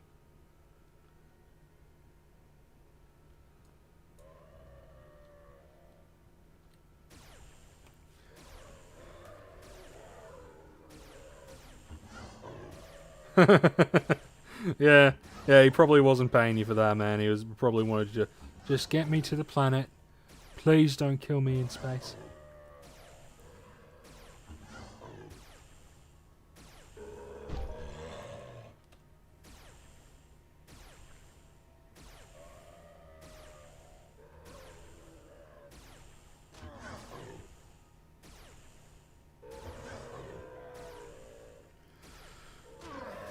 Now, when is this motherfucker gonna spawn? He should spawn soon.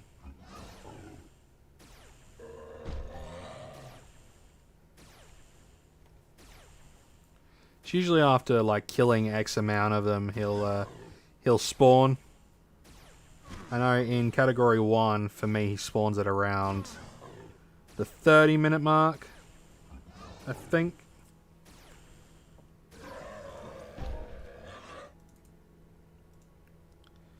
Got to see when this big bastard spawns.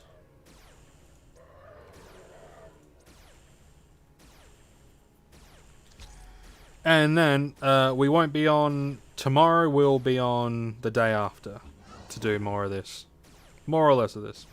More or less, this is what we're going to be doing.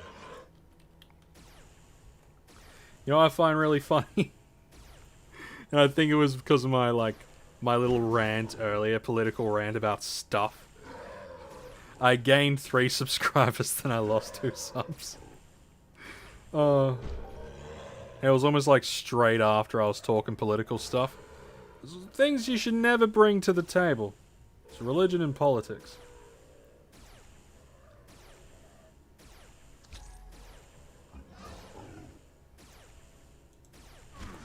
Let's see, what other information are we getting? Solid fucking gold from you guys.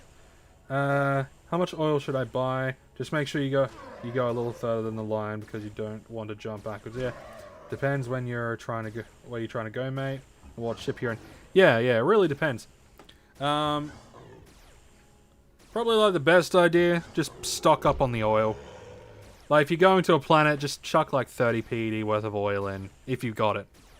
Or chuck like 5 PED worth of oil, travel to Entropia, and then just farm up some free oil. That's what I do. Because, you know, I'm a freeloader. I get all the stuff. Come on, get that one. There we go. But I know in the quad wing traveling from Calypso to Rocktropia, it's like just over one and a bit PED worth of oil. So yeah, it really depends on where you're traveling to. My advice is overestimate. That way you're all good. If you overestimate by a lot, then you won't run out of oil.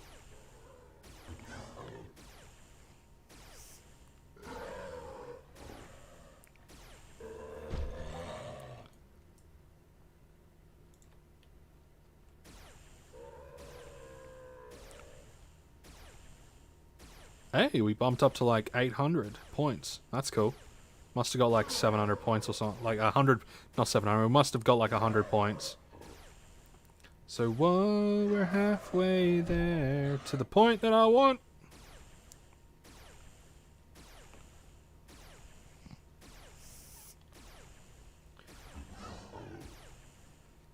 Yeah, there's free oil on Rocktropia.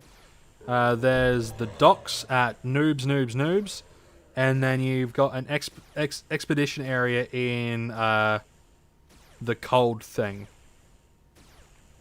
I actually have a video on my channel that you can watch, which shows the free oil, how to get it, and all that sort of stuff.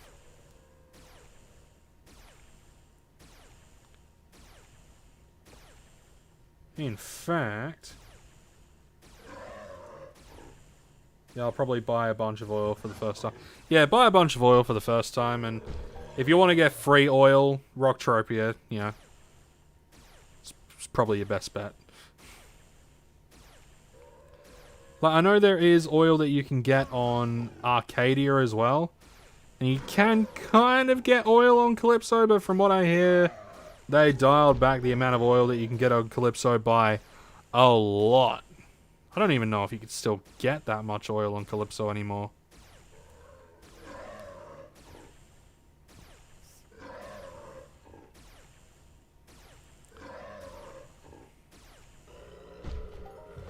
Okay, here's the last one that we're going to be killing for today.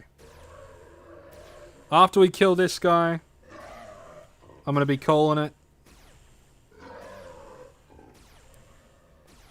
So fingers crossed we get something good. I doubt we'll get anything good. These guys fucking...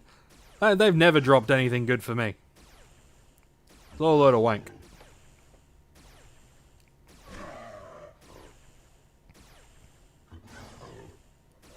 So I would like to thank everyone for joining me in on the stream. Had a couple of technical difficulties at the start.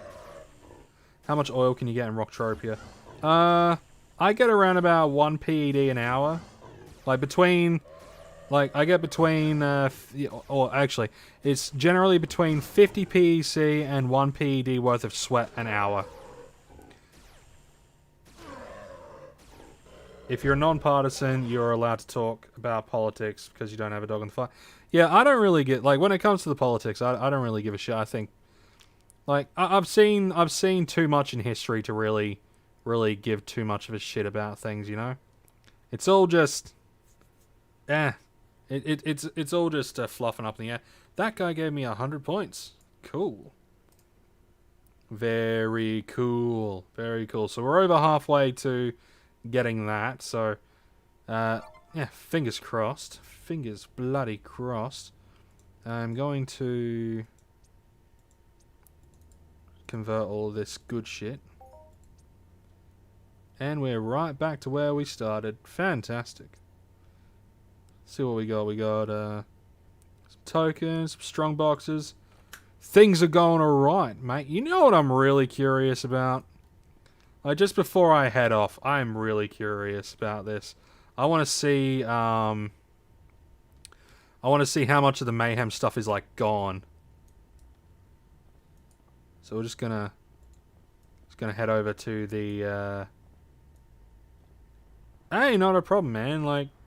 Everyone's gonna give there's a lot of good people on my channel. They're all going to give you some really good tips, you know. And like, you know, check out some of my vids. They have like a lot of different tips, but like, if you want some solid tips, talk to the chaps, talk to the lads. They've got. No, it is not in this one, is it? No, it's in the next one. It's in the next building over. It's in this fucking building. I want to see how much of the stuff is gone. Because I'm really curious to see what's been nabbed up.